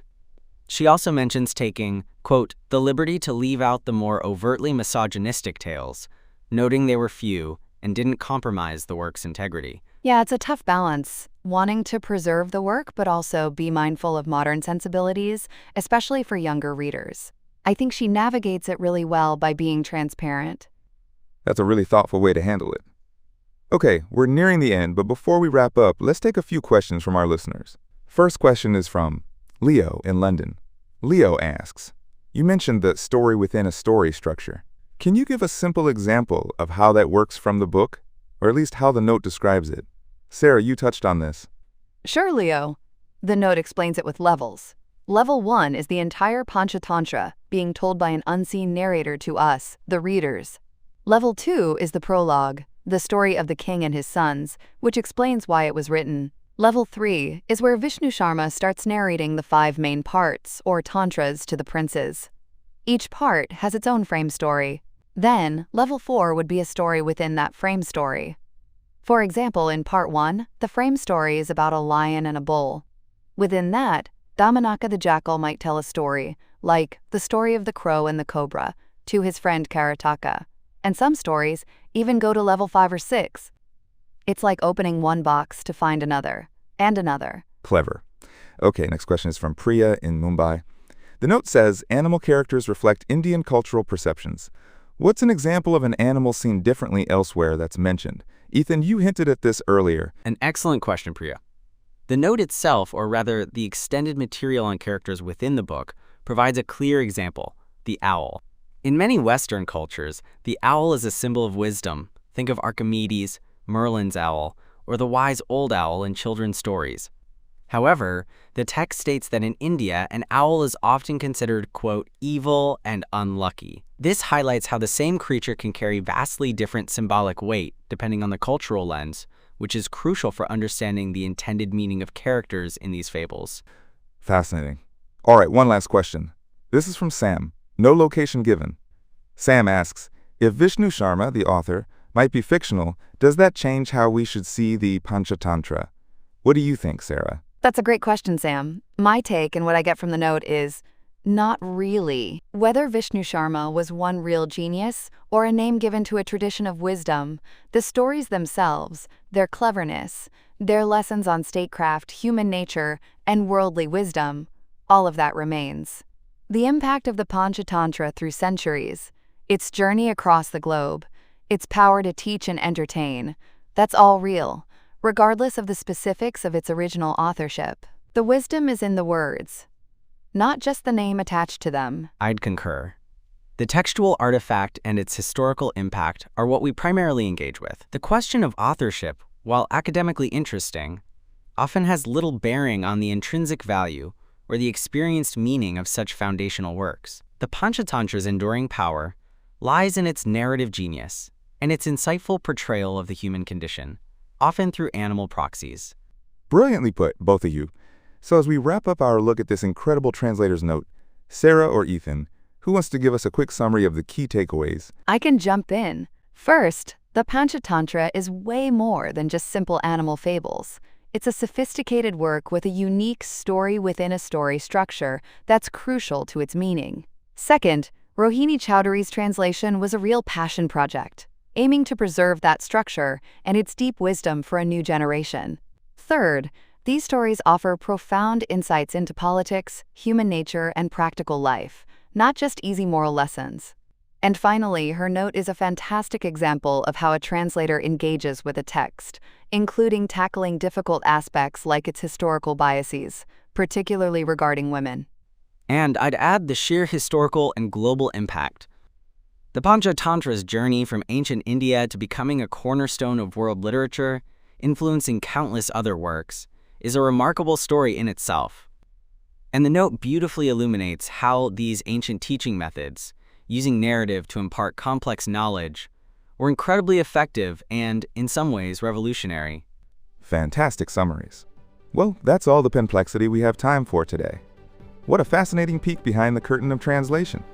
A huge thank you to Sarah and Ethan for unraveling Rohini Chowdhury's translator's note to the Panchatantra with me. Always a pleasure, James. My pleasure. So what ancient text or curious chapter should Penplexity ponder next? Let us know. You can find us on all the socials at Penplexity, that's Penplexity,